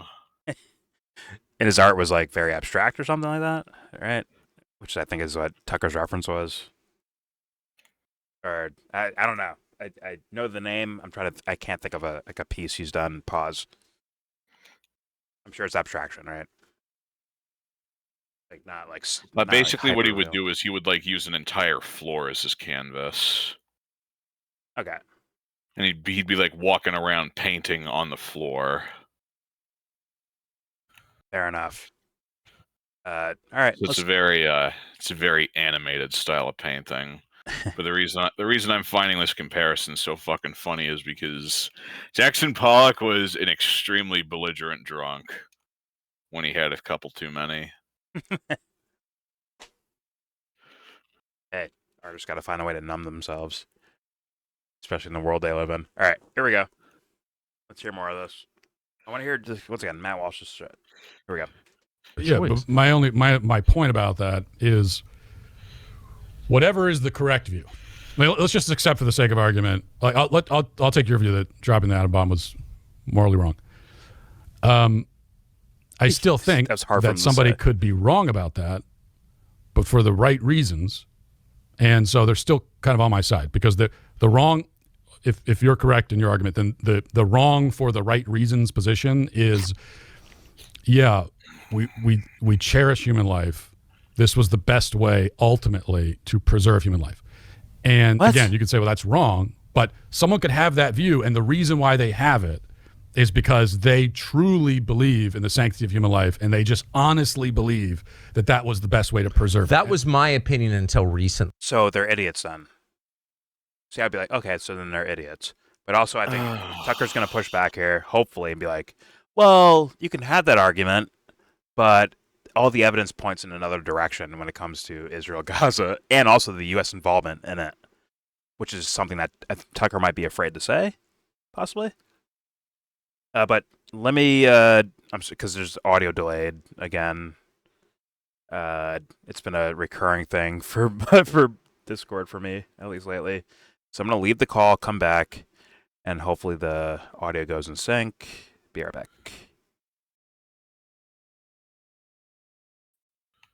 Hopefully that works. We're just like you, audience. We too have hardware and software trouble sometimes. Yes, we are real over here. Maybe you do, but if you keep it under 480, it'll run just fine, like I've been fucking telling you. I mean, no, you actually have a point. I did think of that as like a solution thing, but whatever. No one would watch it if it was in 480. Yeah, if it's blurry and shit like that, yeah. But Either way, okay, whatever. Let's hit play here. We know what our audience wants. They want to see a video of Matt. They want to see a video of Matt Walsh where the pixels are the size of Lego bricks. Also, it's funny that when I rejoin Discord, all the names go in different orders, or the profile pictures like switch order. It's just kind of funny looking to me. But all right, here we go. And they just honestly believe that that was the best way to preserve That it. was my opinion until recently, as a lifelong adamant pro-lifer. Right. So I mean, I want to give myself the benefit of the doubt. You know, I'm not for dead kids. I guess what has really brought this to the fore is a guy called Randy Fine, who's a congressman from Florida who, you know, I disagree with him a lot. I don't think I disagree with him on anything, actually. He's in the gambling business, exploiting people. Ready for some wreckage? Got some kind of clever way to find a Senate. Okay, is this gonna?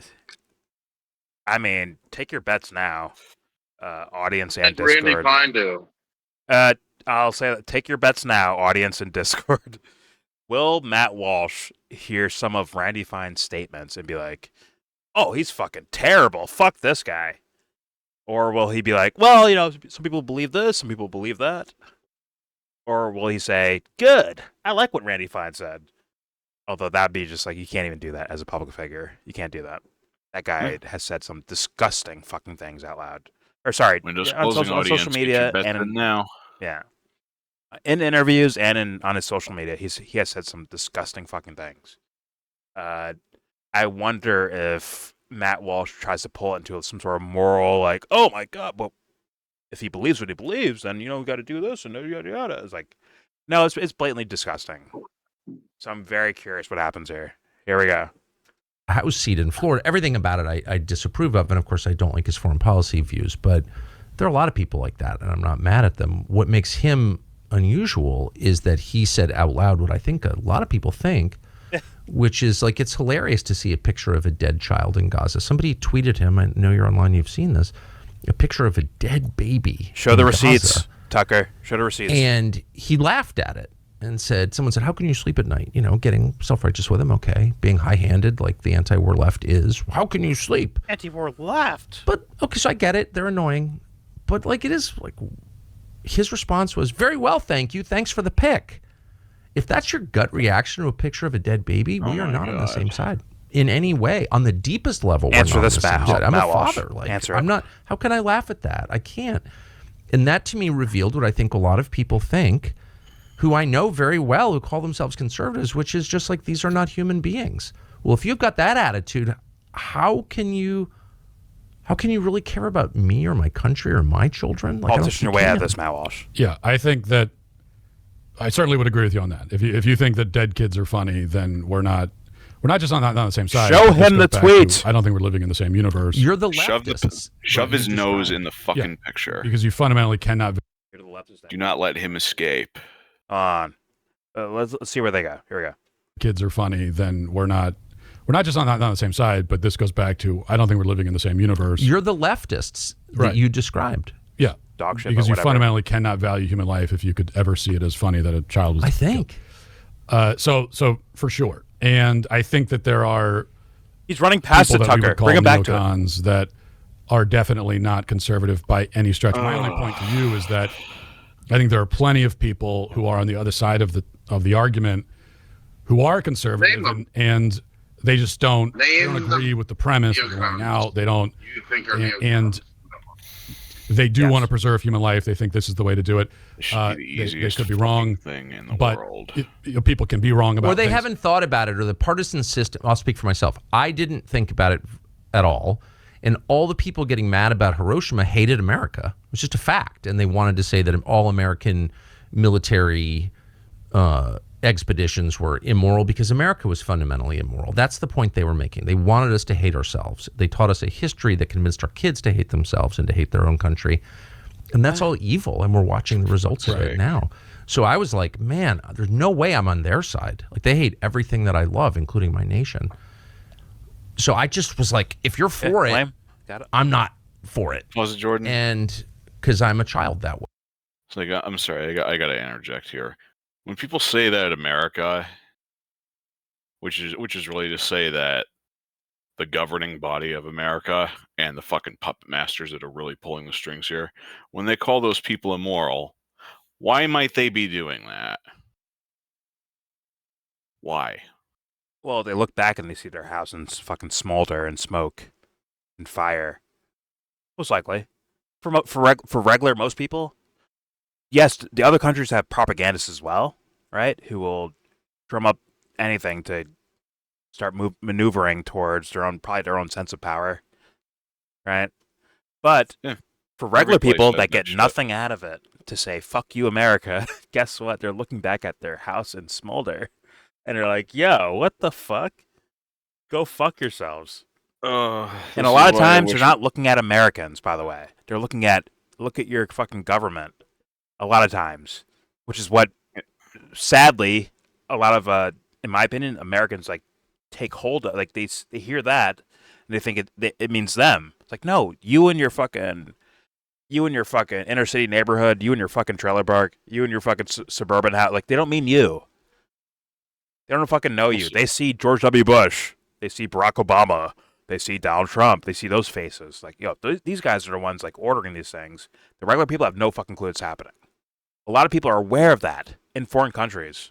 Well, let's go through an example. Let's go through an example real quick.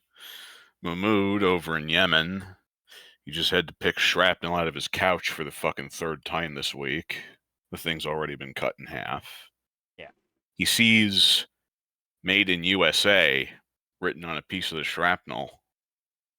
So, what is he going to get mad at? Well, they're aware. They're aware, like, because think of it. If someone was bombing the homeland of the U.S., they're aware of, like, every detail they can get their fucking hands on about what's happening in their territory. 9/11, like, people memorize fucking details of everything that's happening over it. Maybe it's a lot of it was bullshit, right? I'll be fair about that, but, like, still, whatever details are given, they fucking memorize it. Like, yo, these guys did this shit. Fuck those guys. Right? They weren't saying fuck Saudi Arabia. They weren't saying fuck Pakistan. They were saying fuck Bin Laden. Fuck that guy. That guy's trash. Fuck that guy. Right? It's simple too. It's very simple. You would think. I think it is very simple. It's just if they bow at the altar of, no offense to Tucker, it is what it is. Tucker Carlson's or Matt Walsh's, if you're bowing at the altar of these guys that are not acting like Tucker's being very, very nice, considering what he could be saying right now, to put Matt Walsh in a fucking pretzel. It's like he realizes he's a bot. He's trying to like convince him, kind of, possibly, right? That's the best benefit of the doubt thing I could do. At best, he's like trying to convince Matt Walsh and Matt Walsh's audience, like, hey guys, you've been lied to, and here's the circumstance. We can't go with this, right? Let's go with someone that is as extreme as Randy Fine. Look how extreme his statements are, right? We can't go with that. That's bad. He's like doing like very kiddie style thing. You want to do the audience one better? Go look at the Twitter accounts of like fucking Israeli politicians. Yeah. And hit translate on any of the tweets that are in modern Hebrew. Watch what happens. Fair enough. But once again, at best, if Tucker's going for the childish kind of simple level notion of things of like, here's a guy who represents Florida. Here's a guy that represents you and your country, and this is what he's saying about dead fucking children. How do you do it? How do you deal with that? What do you do with that?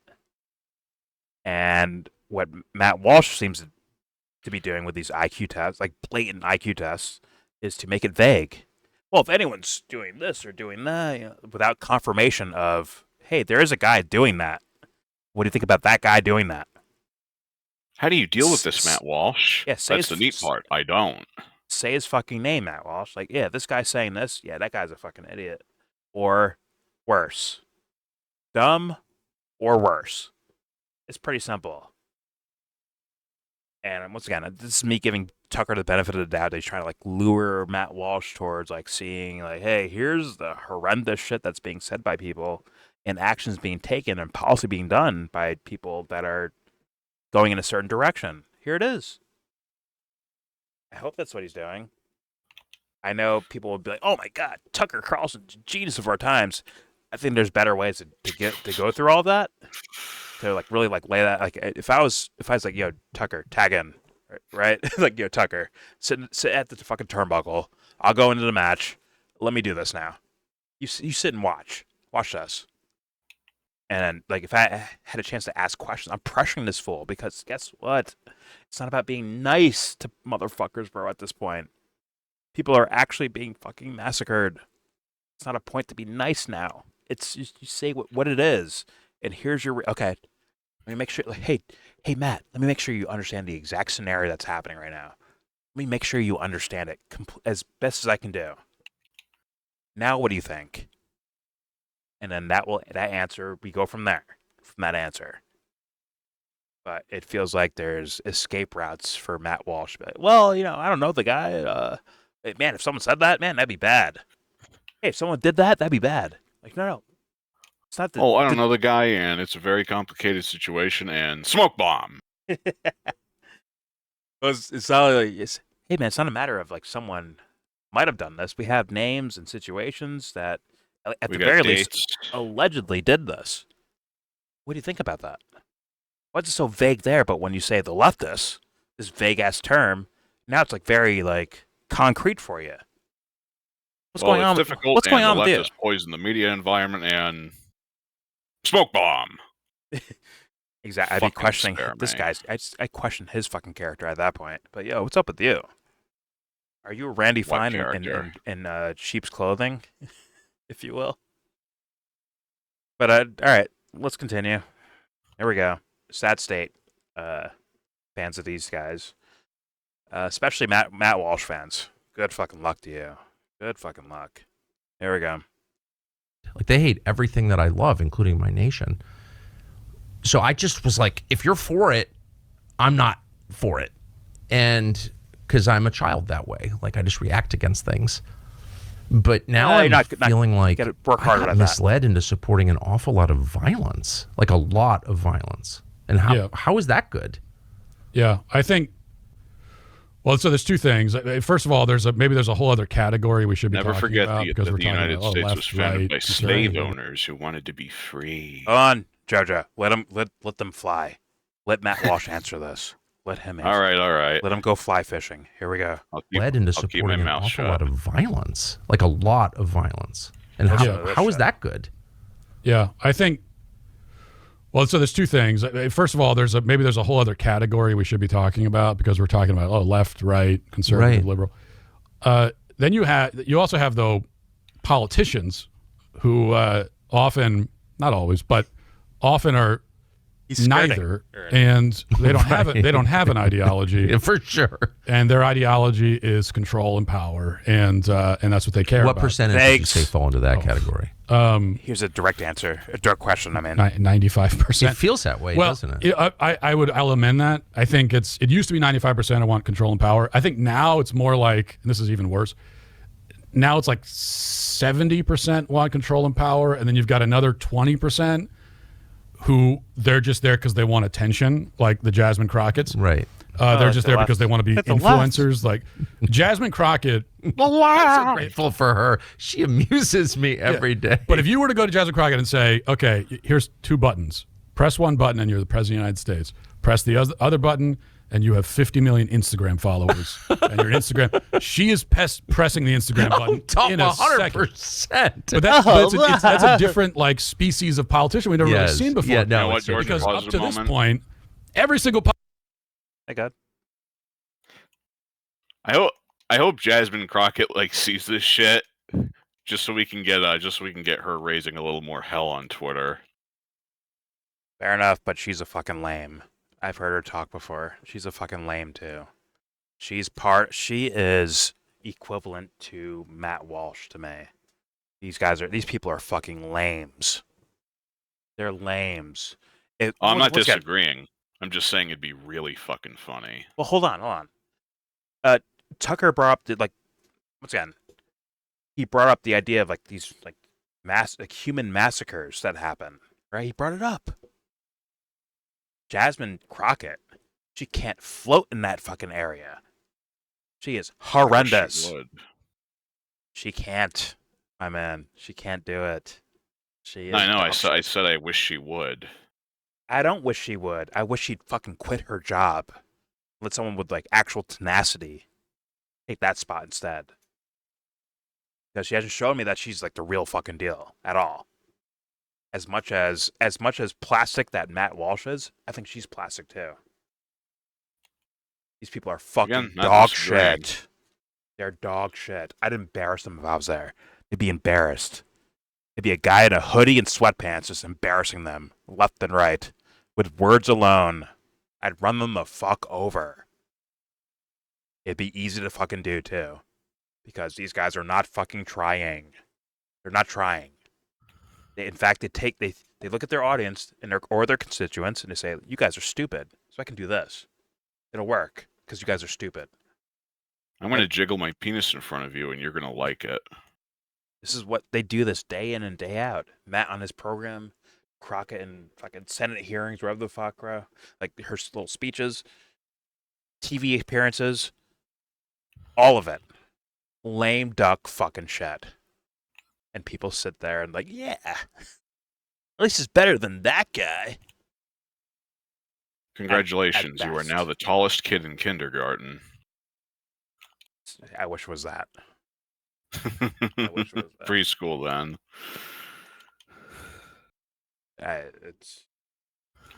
I wish I had better words for that, but either way, let's keep playing. Here we go. I'm at the limit almost of like turning this off, where I'm like, this guy will not answer,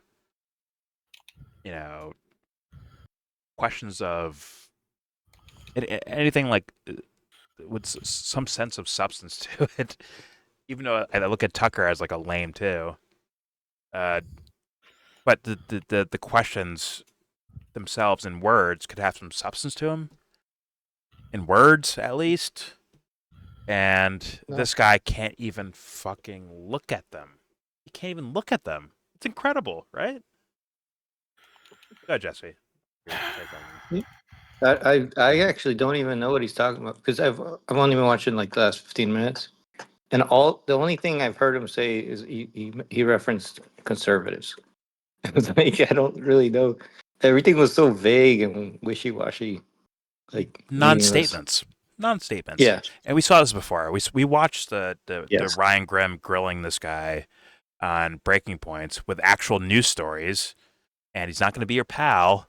Granted, you can look at Ryan Grimm and be like, oh, he's an operative of the left. Fine, fair enough. But the way he questioned him was definitely like, I'm going to showcase that you don't know what the fuck you're talking about. Watch this. And that's what happened. It's not Jordan in the Ryan Grimm fan club. That's me looking at what happened there. This guy doesn't know what the fuck he's talking about. Consistently, by the way. I look for long form things from Matt Walsh, and it's like there's nothing here, bro. This guy, he says nothing. Well, he does know one thing. Like, remember, he didn't really feel one way or another on the Israel topic, but he did know that we have to destroy Hamas. Like, how are we going to destroy Hamas? That was the other Tucker joke. One thing he knew. Yeah. It's like, what? Everything else is like just here, very. It's more like just vague shit. Like he doesn't want to commit to something. Oh my god, the trans! If that's your fucking life shit, bro, you should run if Jesus shows up. Run for your fucking life. And I'll say it again. Run, like fucking Forrest Gump. If Jesus fucking came to Earth right now, whatever form he chooses to take, most of his followers will end up running away, and the handful that don't run away will try to kill him. Probably. How do we stop this entity? How do we stop it? Yeah. Goddamn Jesus. He ruined Jesus. He ruined Jesus. TM. Fucking trademark shit. All right. Let's continue. Here we go. Daddy told me that Jesus loves capitalism and drives a pink Cadillac. There's no way that I make it through all this fucking video. So I'm gonna keep playing here, but like, let's be honest, he's not answering questions. And he's saying kind of vagaries and lame dick fucking things, bro. It is what it is. He's throwing footballs, but no spirals. Here we go. Politician, like, I can be president. I'll take that over. I wouldn't even if it's call like, it a throw. I'll press this button, you can throw be president, but as a consequence, your whole implying a family level of dies. effort They're that pressing the button. Oh, it's a not lot of there. these people. I'm sorry. And now it's a little bit. There are people who they're politicians. They're not even really hungry for power. They just want attention, which I think in some ways is somehow even worse. But anyway, the just want power category, I think that does describe a lot of the people we would call like neocons. Lindsey Graham, is for sure in this Lindsey category. Graham? Whoa. You know, I don't know where it was. He called gave a out speech Lindsey recently. He was Graham. talking about fucking tweets about it. I think it was him bragging about how we ran out of bombs or something like that. I think I have the right person here. Yeah. And so it's like, okay, well, you obviously do not take human life seriously if you just think it's like you just want to run out of the bombs. And for someone like him, this is not someone who's a conservative at all. He doesn't. Tucker, but it's you have not, details. For Bring someone them up. like him, he Bring up doesn't. details. I don't think that he's passionately in favor of like abortion or destroying the family. He just doesn't care. It doesn't matter. Right. No. It doesn't matter. Okay, but Tucker, bring up Trump endorsing him and trying to primary Thomas Massey. Bring that up, Tucker. Like, well, what do you think about that? Well, I think it's a mistake that he's doing. It's maybe his team, gave him wrong advice or something. Like, you'll hear answers like that where it's like, oh, you can't do it, can you? Hey, man, I have a videotape right here of Trump shooting a child. What do you think? Oh, well, that could be CGI. It could be AI video. Like that, you need to add your IQ tests to things. Otherwise, you're fucking useless as an interviewer, honestly. You're just like kind of a go along to get along. At best. Here we go. To him. So I think that's the other category that exists. That's really smart. That's really smart. It's like post-ideological. It's even kind of post-power. It's just pure narcissism. Yeah. Although if I could, I'm actually glad you brought it up because I wanted to talk to you about this. Trying to change topics. Okay. In defense of violence, if I could, because I've heard you talk about. I don't know how much more about this and fucking put up with. And my views are, by the way, changing even during this conversation. Like this is all new to me, so I don't. So because I'm actually. I think in some ways we should have a lot more violence in society. I'm sort of pro-violence in a certain context. What? I think that violence can be a necessary tool for justice. Like I just believe that. What? Now it can be really misused, and it very often is, and I think it very often is these days. But it is a necessary tool for justice. And so what I'm really mostly talking about are evil people who've committed terrible crimes against the innocent. And I think that through legal means, and I'm talking about extrajudicial lynchings or anything. Right. I'm talking about legal means for those kinds of people. We should be using violence a lot more because I think that it's I just think that it's justice. What is justice? Justice is giving to someone what they're owed. Giving to anything. Putting things in their right place. This guy's a fucking basically, mongoloid. I would say is He's an idiot. He's a fucking idiot. He's actually stupid. Oh, go ahead, whoever. I was gonna say, Holy Matt, fuck. you do not want to open the door to that shit. Yeah, I mean. So if we're gonna talk about giving people what they are rightfully owed, a lot of your side is fucking going down. They are donezo. It'd be on the mainstream level as far as his idea of justice. Yeah, it wouldn't be so pretty at all. It'd be a fucking splatterfest. So he finally makes a statement, and it's that we need justice through violence. And it's like people who do harmful things to the world. Is that the idea, Matt Walsh? I guess so. Are the people invoking the violence not doing harmful things? This is why, if Tucker had a fucking brain or a conscience, he'd be like, well, I just brought up the killings of children, right? Who's involved with that? Let's go over the names. What do you think this guy should get? Here's the next guy. Here's the guy after that, or gal. I mean, guy. But they were applying justice, so it doesn't count. Oh, okay, well, let him say that on camera in front of Tucker's audience. I want to hear that. Say that out loud, man. It's okay. I mean, don't based get my on hopes logic, up, Jordan. Don't get my that's how you hopes can up. defend somebody. Well, it's like he can believe whatever the fuck he wants. Just say it out loud in front of everyone. There you go. Own it. Yeah. It's like, but he's such a lame that he'd start scrambling, but doesn't have the, let's be honest, the charisma or talking skill to fucking maneuver around it. He's more wishy-washy than a fucking 14-year-old white girl. How dare you?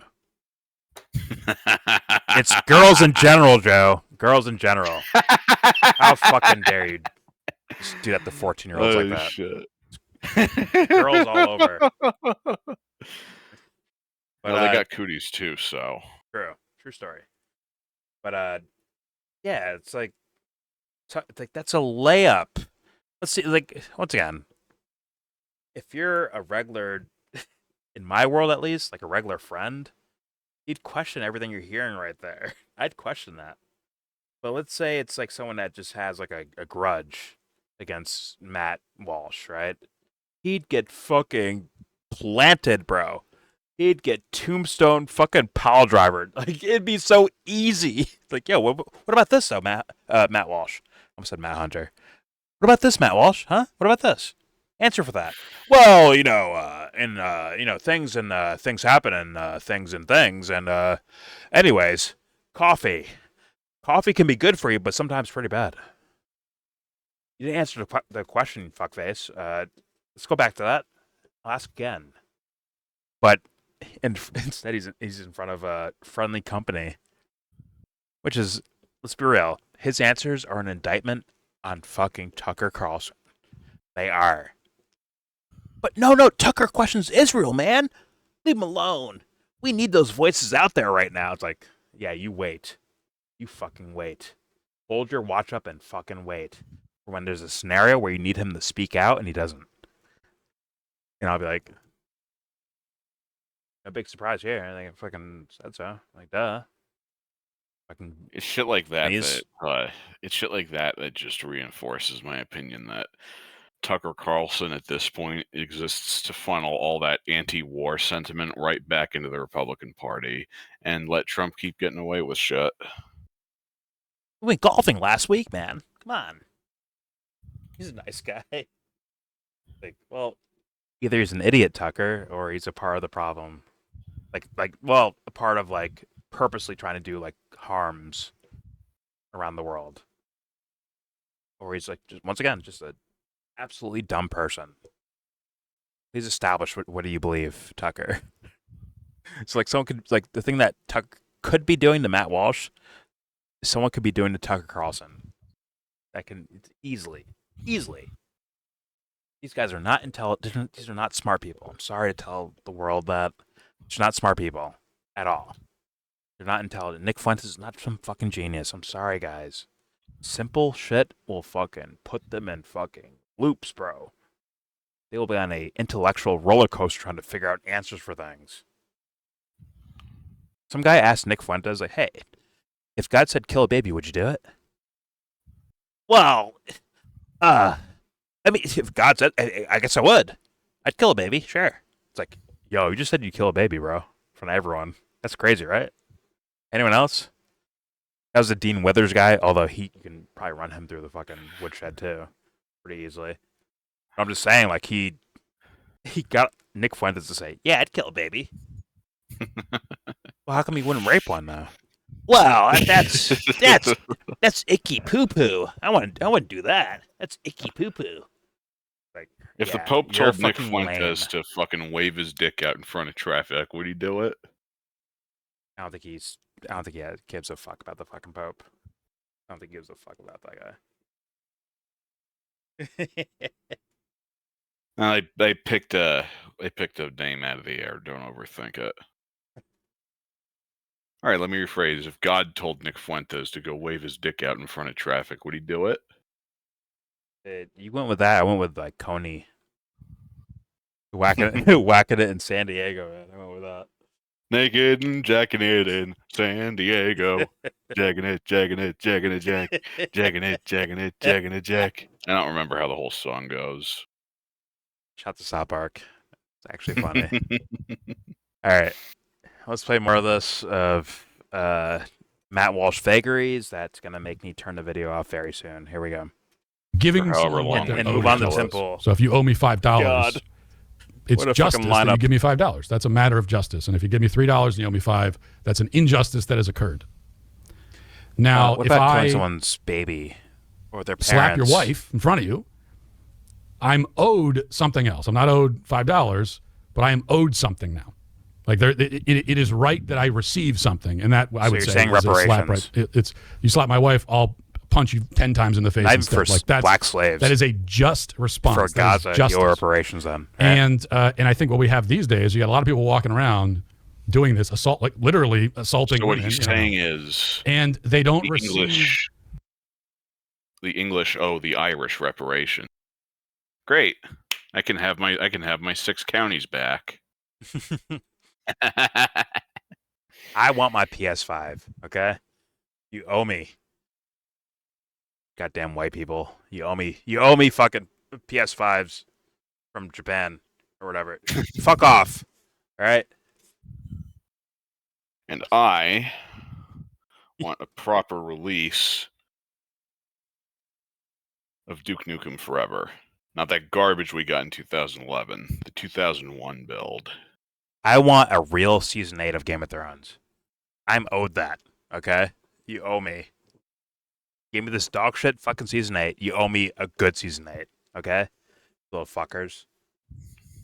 And while we're at it, I want a new Time Splitters game.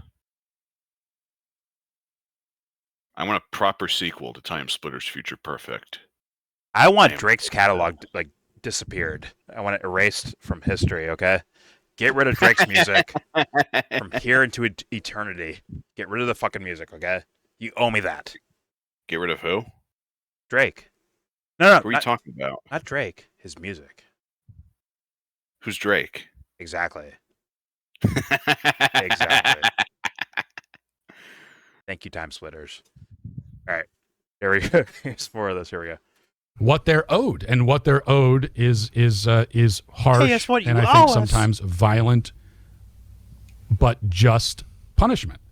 And so that's my one kind of caveat. You know, it's hard to disagree with that. There's your layup, Tucker. I mean, of What about course, this situation? viscerally, I agree with you. And I'm all of sorry, this is pause it just again, aimed at Jordan. whites, obviously. Yes, go ahead.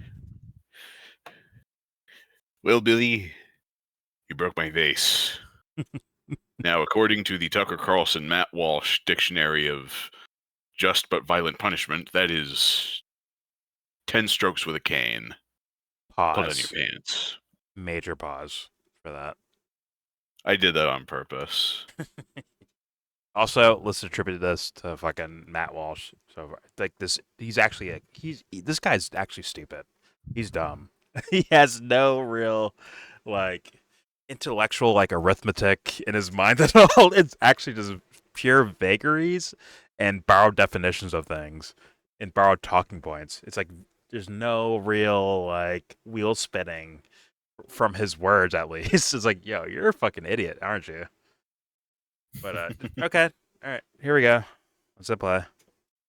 But just punishment.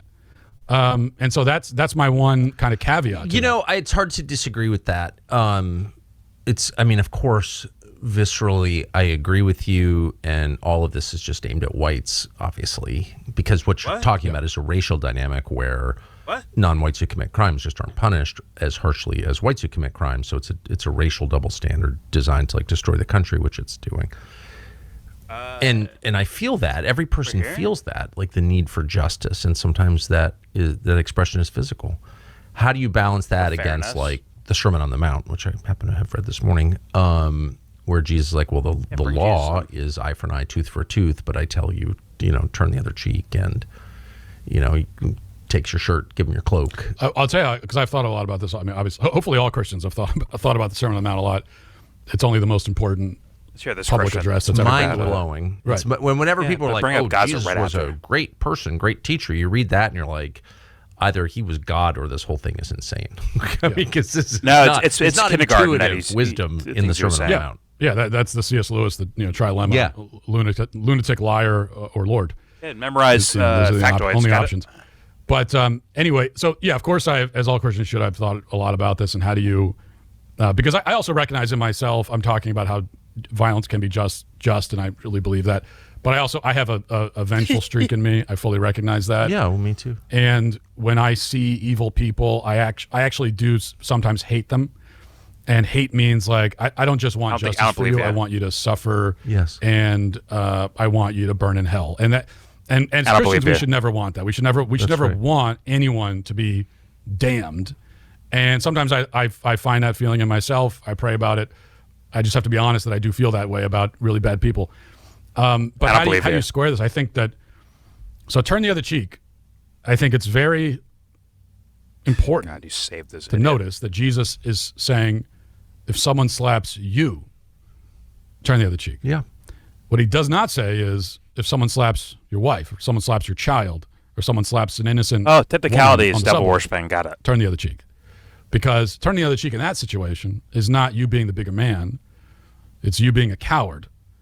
And so that's how I square it. And that's how I can also square Jesus having these kinds of, quote unquote, violence statements that he made with also, famously, he goes into the temple and fashions a whip. I mean, that's what Scripture says. It's not even like he grabbed one. This was a premeditated. This was premeditated. He made it. First degree. And so he fashions a whip, and he starts beating these people to get them out of the temple, and that is violent. I mean, think about. It's easy to read these stories and you just read it as a story. We've heard it a million times. Heard it in Sunday school as a child. It gets kind of sanitized. Well, imagine actually seeing this happen. I mean, imagine actually seeing it in real life. That you're there and somebody has a whip and they are throwing down tables, beating people with whips. I mean, there's going to be blood. It's going to be a very brutal scene. In the temple, of all places. In the temple. And yet, this was Jesus Christ who did it. This was our Lord and Savior who did this act. I don't believe that. It was and had to be a moral act. And so what that tells us is that, violence is sometimes necessary. Now, the rejoinder to that is, that you was twisted that into that. Got it. God made flesh who used violence, and that doesn't mean that you can do it.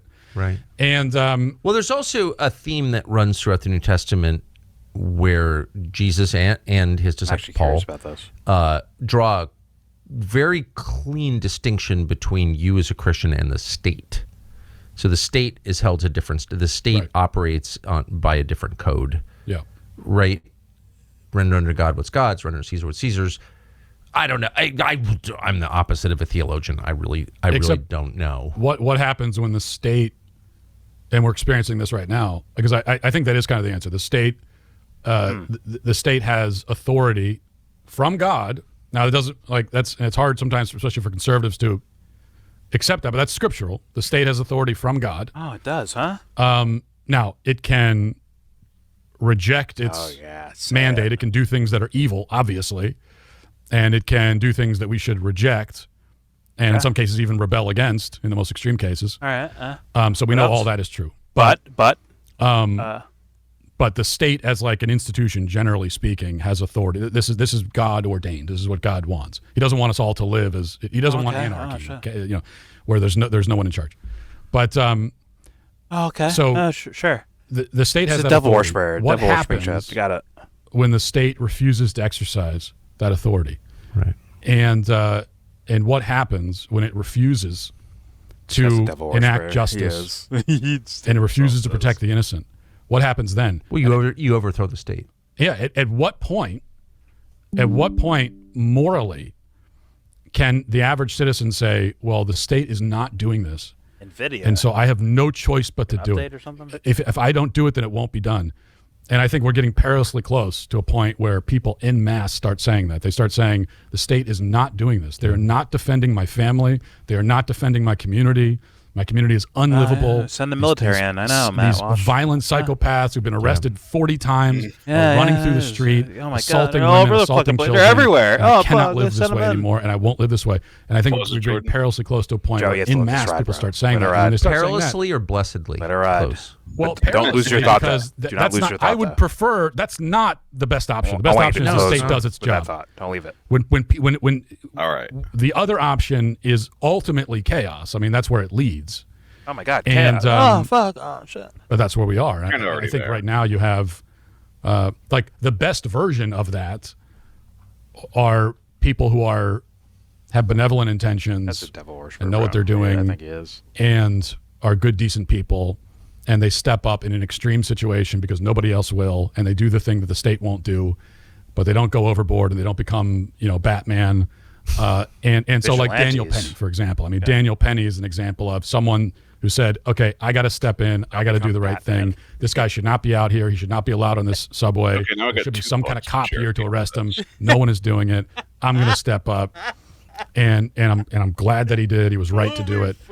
And so that's the best version. The best version of people stepping in where the state has failed is Did like he get a Daniel Penny. Presidential Medal of Freedom? What happened to Daniel Penny? Well, that's a very good question. Well, they tried to throw him in prison. No, I know. It was a rhetorical question, but it's like if you see heroism like that and it goes unrewarded, in fact, if it's punished, I don't know who Daniel Penny is, to be honest with you. Then you have a total inversion of justice. Don't forget that thought, Jay. So how is the state legitimate at that point? Right. And by design, when people like that become punished as they tried to put him in prison. They thank God were not successful.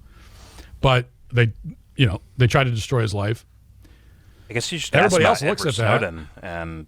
And I think by Assange design it has for this that demoralizing on the effect because everyone else looks at that and they say, well, I don't want that to happen. And now I don't ride the subway because I value my life. But if I were on the subway and I saw something like that happening, I'd be thinking to myself, well, I hope I would step in. You have drivers. But I'd also be thinking, well, I got a family at home. I got a wife. And if I step in and I go to prison, and now, so now I can't be there for my wife and children. He's playing politics. Go ahead, Joe. All right, number one, just because this is a point. All right, Daniel Penny was this fucking ex-Marine who. Oh, he choked out a guy that was threatening. Yeah, people he on the train. choked out that homeless man, Jordan Neely, and ultimately ended up killing him. And people are calling Daniel Penny a hero when that's not an act of heroism. That's Jordan Neely was fucking failed horribly by our system of mental and medical health care. So I could see. I personally look at it as okay. If I'm getting the guy right, where he held him down for a long time, took his back, choked him out, kind of right. Yeah, I could see someone who believes they're doing the right thing and fucking up very badly. But I could see someone still in the mental space in their own mind, okay, I'm stopping someone that's threatening people on the train, kind of I'm gun ho hero thing without walking the steps of a hero. But I felt like I was a hero in that moment because I was stopping something from happening, something bad that could have happened. I will understand that. I'm not gonna call that guy a piece of shit or anything like that. I'm not calling him a piece of shit, but the thing that I fucking take issue with is that they're acting like Jordan Neely was some raving fucking menace to society when he wasn't. I don't know. He was somebody who, well, from what I've been able to gather, he had been homeless for a very long time. And being homeless is very stressful, does a number on your psyche. Sure, but in the realm of morality, gives zero fucks if you have a 10-story mansion or you have nothing. Right? Well, the point I'm making, he failed the moral, for me at least, he failed the moral standards. He failed. Oh yeah. So the other guy, right? Yeah, God. You talking about Jordan Neely? Both of them. About Daniel? Both of them failed the moral thing. They both failed it to me. From what I've been able to gather, Jordan Neely might actually have been. I think he was actually suffering from like clinically diagnosed schizophrenia. As harsh as that is, that doesn't move me. As to like, sure, in a social sense, I get why people are like, "Oh my God, he's suffering from this." There's no excuse. But like, where are the ideas in his head? Right? What are the thoughts he's having? That's an excellent question. Thus, if you're dealing with ideas in your head, and they say, "Go take this person out," or "Go say this," or "Go do that," but yeah, I will, out of your own, because of the sense of your own singularity, right? Your own singularness as a person, your own free will, your own choice. I will hold you in account for that. Either you're lazy, or you're a victim of your environment, meaning you didn't actually step on the podium of being yourself. Someone else is doing that for you. Well, are you familiar with the symptoms that usually come with schizophrenia? You know, I know their ideas are borrowed from the world. Yeah. I know that, right? Well, basically, it's like hearing voices inside your head, and it's like very, very intrusive thoughts that aren't necessarily your own. Yeah, but how does why would the thought? But it's not coming from the outside. It's just coming from the inside for one reason or another. That's not true. I don't know what causes. I don't know what causes this. How come his thoughts aren't, "Hey, hug everyone, give everyone hugs"? How come that's not the thoughts? Why is it something different? Why is it something dangerous, possibly? Because he borrowed it from the fucking world around him, which means he never did the work. Thus, if you hear voices in your head and they say, "Hey, go kill this guy," like, fuck you, bitch. I'm gonna be myself. He didn't earn that shit. He didn't learn it. He didn't earn it. Well, without the kind of help you need for that condition, help? Yeah. Like, you're the only help you have. A doctor can talk to you all day and night, but you got to deal with it yourself. It's your world. Earn your own and earn your own fucking world. That is the case. That's my personal view of the world. I understand people disagree with that. I get it. Where they hear, "Oh my God, like, what's his name? The fucking guy that killed John Lennon, right?" It's like, "Oh, kill him," right? Hearing thoughts in his head like that, or Son of Sam, kill them. It's like, what if the world said hugs are the worst thing in the world? What the world's like, yeah, hugs are super duper dangerous. It can harm someone. It's very dangerous, very taboo to do. You'd be like, "Oh my God, I'm gonna hug you right now. I'm gonna hug him. Hug him, John Hinckley. Hug him now." "Oh my God," voice in my head. I'll go hug him. It's like, which means that they got it from the outside world. Like, they borrowed it from somewhere. Now, that's fucking dark, but still. So you want John Hinckley to go on a date with Jodie Foster? Above age Jodie Foster, not from Taxi. Not from Taxi Driver Jodie Foster. Older Jodie Foster, sure. Holy shit. Although I heard she's in The Girls, so that might not work out. It's like, "Hey man, she's not into you. I accept that." Like a voice in the back of his head. I accept that. You accept that, don't you, John? You accept that? Of course you do. Right? How come that's not the voice? Exactly. Well, it's not even. Exactly. It's not just one in cases like this. It's many, and it's fucking chaos. Yeah. Like you could say the word, but you could say the word blue to him, like just the color blue, and which is based on. Well, like, I don't know, you're fucking looking at a pair of blue jeans or something. That you got from? Someone told you that was blue, right? Yeah. Okay, now after that, what happens? What happens after that? I don't know what you mean. Like, your idea of blue was already said by someone, right? And you took it from there. Okay, now what after? Like, what happens after that? You said you could see the idea of blue jeans, and then what? What happens after that? Like, what's the next step of where you're going? Like, you hear somebody say a pair of blue jeans, somebody suffering from schizophrenia and therefore potentially being in an acute psychotic state might hear something fucking threatening them. Because that's what happens in a psychotic state. Your ability to perceive the world around you is destroyed. Okay. Threat based on what? They're like, even those ideas are borrowed still from the outside, but somehow they don't have a connection to the outside world. Well, but they're borrowing their terms from the outside world, right? Well, that's part of the problem. We're not even getting to ideas. We're just talking about a fucking stimulus.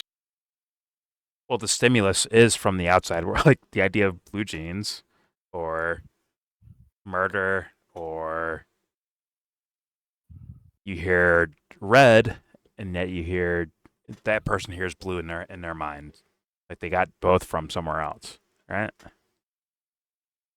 And again, we're like, I'll put it this way: you could have like a fucking butter knife. You could put a butter knife in front of them, and it could freak them the fuck out. Without knowing what a butter knife is? Yeah, potentially. Hey, fair enough. Like I said, we can't even get to ideas in cases like this sometimes. All it takes is the right kind of stimulus to set off a psychotic episode. Fair enough, but I will amply disagree and say there is ways to go through all of this. It's just, let's be real. There's no stigma, or there is no standard of caring about those things. So thus, it kind of goes unobserved, individual to individual. Right? Because if I had the word stab as a definition in my own mind, right? And I have knife definition in my mind, and I have person definition in my mind, and I have death definition in my mind. Like, that's a lot of definitions of things, is it not? For someone that's out of their mind to recognize. Once again, why didn't they hug them? Right? Why did they stab instead of hug? If you want to answer that, you're gonna need 12 whiteboards and 100 different colored markers. Or just to mind yourself. I think that's possible. We have minds ourselves. So like I said, all it takes sometimes is maybe for them to see a shape that looks like a sharp object. So we're not even getting to identifying what it is or isn't. I wish I was kidding, but that's how bad it gets, unfortunately. Yeah, but the idea of sharp is already a thing too. That's a concept too. It's a concept of physics, actually. This is an idea of sharp that can pierce skin and thus harm someone. All concepts. Those are all concepts. They're not so like pure bred into your fucking mind. They're not. And in fact, I've seen that play out with certain studies. But whatever. I get it. I understand. Anyway, the point I'm making is that there are probably a dozen or more points where Jordan Neely ending up the way he did could have been prevented, and nothing was done to help him. That's why I get mad. Fair enough. But I do understand a guy where someone's like threatening, like, hey, I'm going to fucking kill you. I'm going to kill you. I'm going to kill you.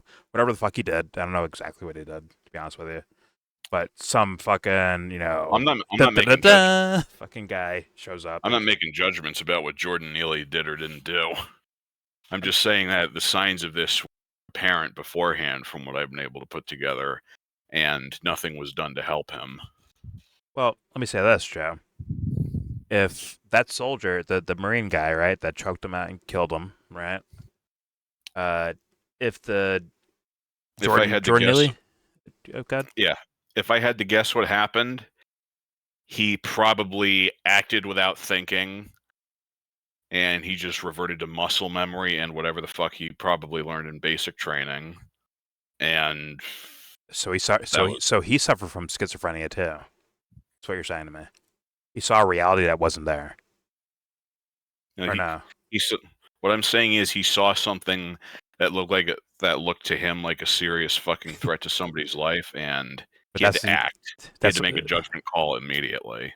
But that's what you described from the other guy's perspective, right? Well, that's the thing. With schizophrenia, you can basically hear and see things that aren't actually there. Didn't he do that? In a way, you're saying he kind of did that too, right? The soldier that choked the guy out, he saw something that maybe wasn't there. Like I said, you're going to need a dozen marker boards and 100 different markers. I agree. If you want to dig that deep. But do you understand my larger point, though? Yes. That this could have been prevented at 100 different points beforehand, and nothing was done. Yeah, Batman was there, but unfortunately, people don't move like Batman, do they? No. So instead, we're stuck. Anyway, my larger point is. Okay. My larger point is that something could very easily have been done for Jordan Neely and anybody else that's really in that situation. And a lot of the times, they just fucking get left they get left blowing in the wind. It's fucking horrible. Oh, I agree. The lack of empathy from so-called good guys is incredible in this world. It's incredible. And let's be honest, a lot of people they'll eat shit because of that lack of empathy by people that are put in positions because they're called good guys. But they're not actually good guys. They're kind of novices. They're kindergartners at best. And it's unfortunate, but that's what that can happen. Jordan, I keep offering you the word preschool to use, and you don't use it. Why? I said kindergarten at best. Okay, so I'm technically like kind of there, you know. But yeah, no, I get your point. I just overly ask questions because it's too important to leave up to matter of facts and feel goods and shit like that, bro. It has to be fucking grabbed by the fucking like, hey, what the fuck is this? It has to happen, in my personal opinion, in regards to any topic on planet Earth. And guess what? I'm still falling short. I'm still coming up short about these ideas. Pause. Like, it is what it is. As much as I can grill dweebs like Matt Walsh or Tucker Carlson, as much as I can grill them, I'm still gonna probably fall short. But the difference is, I won't stop. It's also a major pause. I'll try to get better at asking questions. But the actual inner workings, those are, to me, are legit. But how it expresses out externally, that is rough. That's a rough place to live in. That's the fucking wilderness, essentially. And I'm a little mad that this thought didn't occur to me earlier. But you remember what I was telling you, that when somebody is experiencing schizophrenia, it's basically like hallucinating. So yeah, they are perceiving things that do not even plausibly exist. And if you watch somebody's EEG, let me finish. Sorry. Good. Like, if you actually study an EEG and you know how to read, you can actually see that shit. You can see this shit with auditory hallucinations, night terrors, anything like that. Listen, I personally enjoy night terrors, personally. So, you know, I personally enjoy it.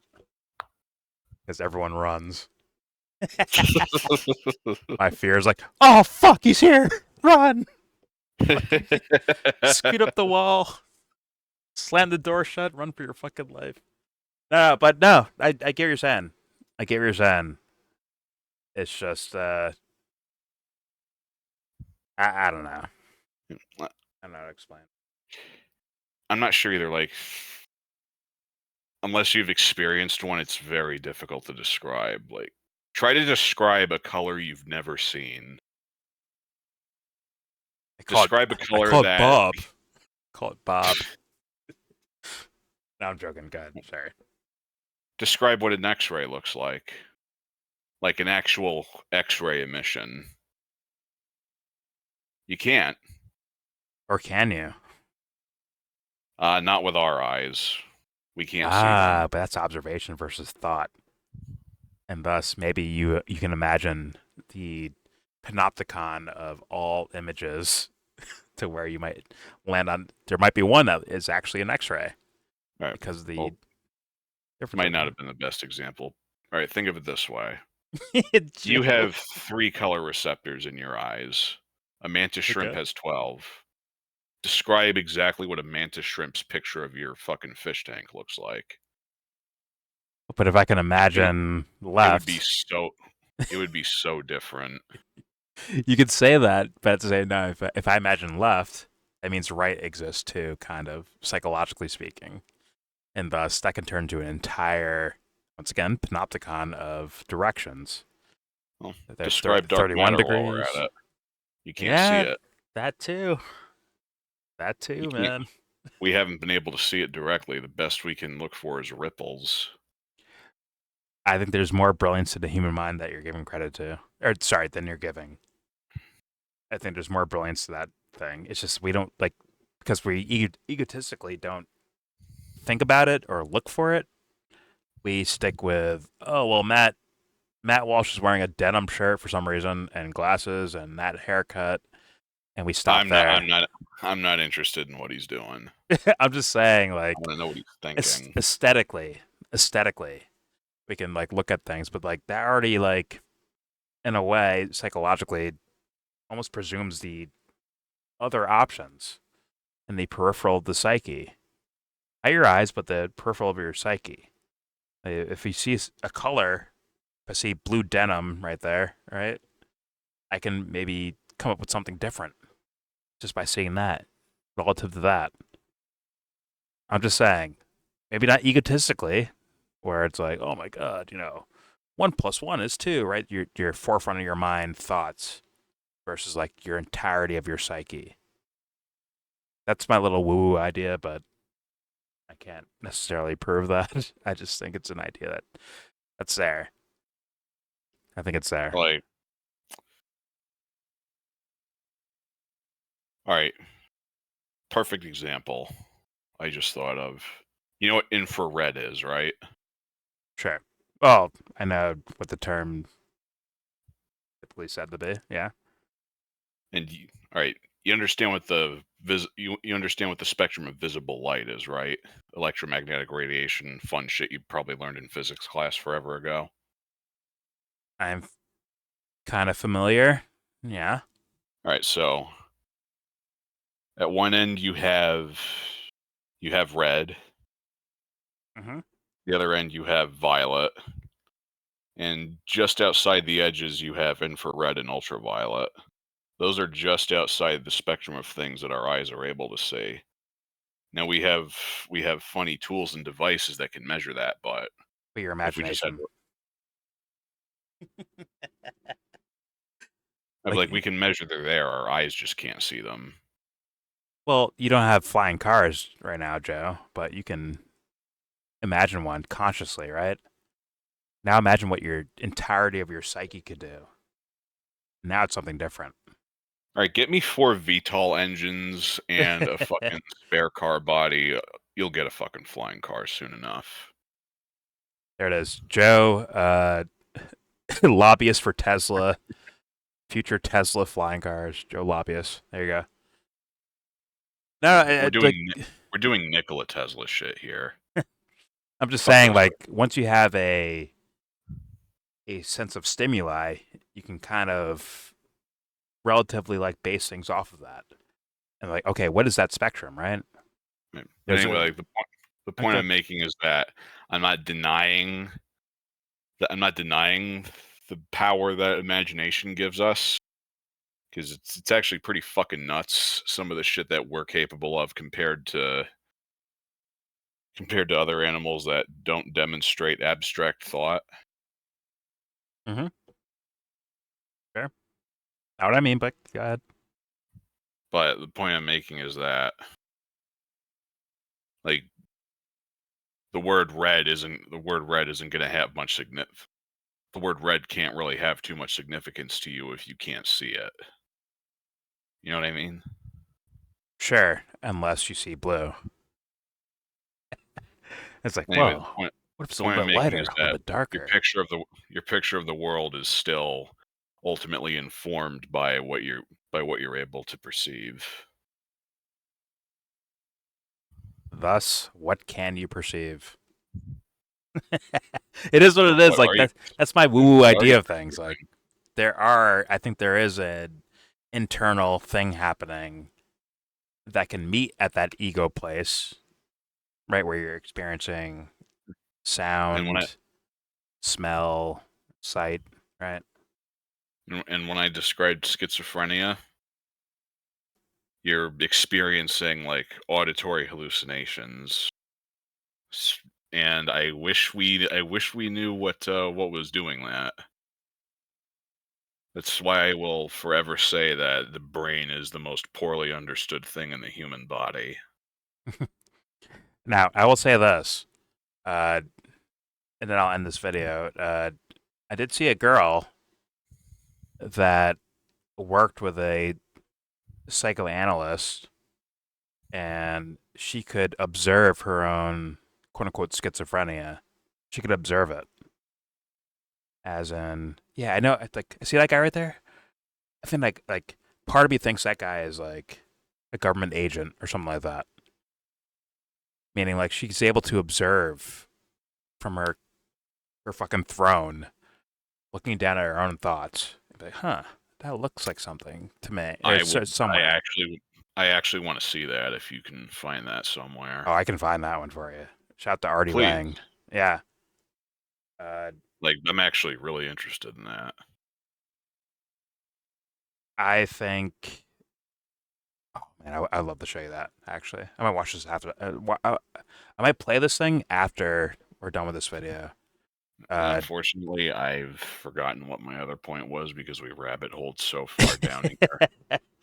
Fair enough. And I'm going to kick myself later for that. You people in the audience have no idea how pissed I am at myself. So, the point is, give Joe a rock bottom and a people's elbow. And then... What, no Stone Cold Stunner? It's the rock. If you smell... It's the fucking rock, bro. How dare you. Also, I love Stone Cold. He's the best. But the rock bottom people's elbow that's the rock thing, okay? None of this switching move shit. Fuck that. Attitude Era Rock. We're fucking never getting that again. We're gonna watch. Definitely not in my lifetime. Are you around tomorrow? We're gonna watch Cena's last match, I think. Tomorrow night. Fuck it, sure. I don't know when it's on, but whatever. I plan on watching it, and KDC was gonna annoy the fuck out of me during the entire thing. But whatever. Okay. Either way, it pops up, like when it starts, DM me if I'm not already there, please. Fair enough. I will do so. For YouTube though, as you can see, like just by hearing our argumentation and our ideas of things, these fools are nowhere fucking near it, dude. Nowhere fucking close. But don't worry, they'll tell you how life is, I guess, and I just think Matt Walsh is a fucking lame. They'll tell you how life is from this big fat pile of nothing, while Jordan and I are trying to figure out where human understanding and perception actually starts to fucking break down a little bit. Well, it's like, at best, Tucker can ask some questions sometimes, but you have to admit, audience, Matt Walsh is a fucking lame. There's no way around that one, to me. Oh, he's a lame. I'm very sorry to keep prolonging this, but I just remembered the other point I made. Yeah, good. That I wanted to make. Yeah. Like, because of the patterns of behavior that I keep seeing from Tucker and Matt and a lot of other people that are in that general circle. Like, I have no choice. I don't have the luxury of assuming anything. I have no choice but to assume nothing. Like, I can't trust that they believe a single word that comes out of their mouths. And it's gonna get God. Yeah. And it's gonna get really bad within the next few years because these fucking AI generated videos are getting so real looking that they're starting to fool people that are like around our age and younger, I'm starting to say. Yeah. So our information environment in general, it is poisoned now, and I don't know if there's any unfucking this whole mess. Now, Countdown to extinction. Now to the audience, I'm sorry, I can't get in the way of what Joe just said right there. I have to be like, yeah, if we get around someone that has like a counter argument, I'll be like, oh yeah, make your argument there. But right now, personally, for me, I can't get in his way. There's a point there. There's a point worth like looking into. I honestly think that. And I'm not saying Countdown to Extinction to be cute either. Joe, I'm telling you, bro. I can't get in your way, man. It is what it is. If fucking Jesus floated down, I'd be like, yeah, answer Joe's question.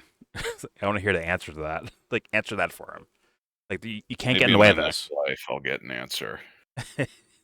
Like, it is like, and honestly, people should be asking themselves the deeper, harsher questions. Because these fools are just going nowhere near it. Humbly, I say that. I don't mean that to shit on these guys. I actually mean that in the sense of like, yeah, they're not going over those ideas or questions. So thus, it's like, if you want to call someone a hater or something like that, like actually like argue, tangle with the fucking argument. Seriously. Say, I'm sorry, I gotta call a spade a spade. These two have been going around in a circle this entire time, and it's a very small circle. Well, I can leave. At best, I can leave some room for Tucker as like he was trying to get to somewhere, and Matt Walsh is just reluctant. He's just not going there. He does not want to go there. It seems, in my humble opinion, I can't say I know, but it doesn't seem like he wants to go there. But Tucker's not holding his feet to the fire either, honestly. Matt Walsh is fucking tiptoeing around like everything is a landmine. Yeah. Like, almost, yeah. He is playing Minesweeper. Shout out to Not like any of those really old school. Okay. Not like any of those crazy motherfuckers who actually figured it out either. I'm talking like I'm a fucking 8-year-old. The internet's not working, so I'm gonna play with this fucking Minesweeper game for 5 minutes before I boot up 3D Space Cadet Pinball. That was the most nerdy thing I've ever heard in my fucking life. Jesus Christ. How dare you? Yeah, shout out to old Windows XP games that just came installed. Windows XP is like, what? What is that? Shout out to Solitaire. We've all played that once. But either way, Matt Walsh is not here to actually intellectually tangle with actual ideas, it seems like. But I'm not surprised. It is what it is. Maybe there, once again, I'll be fair. Maybe someone else watches like the rest of this and they're like, oh my God, Matt Walsh said this, he said that. Fair enough. Tell me in the comment section. I dare you to. And we'll go over that. No problem. But for now, please subscribe if you feel like. Comment. Now, if you feel like, Joe, how dare you? if you feel like commenting, please go ahead. Whether you agree or disagree, tell me what you think. We levied some harsh things from the 1 minute mark to the 3 hour mark, 3 hour plus mark. We have levied some harsh things against Matt Walsh, and some about Tucker too. But so, please, argue against them only if you feel like. We are harsh, but we try to be fair. Yeah. Because we are harsh, you will not like us. But the more you hate us, the more you will learn. Maybe not learn, but the more you love. You'll love YellBro. You're right. Maybe I'm asking a little too much. The YellBro Church is undefeated, by the way. We are undefeated. Don't forget to share support. Hopefully donate to all the links in the description box. Or else. Also, please, join the Discord if you feel like. If you're like, you know what, fuck these guys. You guys are trash. I can make 10 million different arguments against them. Join the Discord and make your voice heard. Or use the text form in the Discord. And guess what? All opinions are welcome. I promise you that. There's nothing pornographic or grotesque. That's all I ask for. Just send that in the DMs. Shut the fuck up. Everything I showed you will be linked in that same description box for you to look at on your own without us pausing. With this video right here with Tucker and Matt Walsh, you can watch the entire thing on your own without any pauses and more than, how far did we get? More than 59 minutes. Almost an hour on the nose. There you go. You can go watch that on your own if you want to do that. And most importantly, with all that said, Joe? Give this video a thumbs down for Fox News.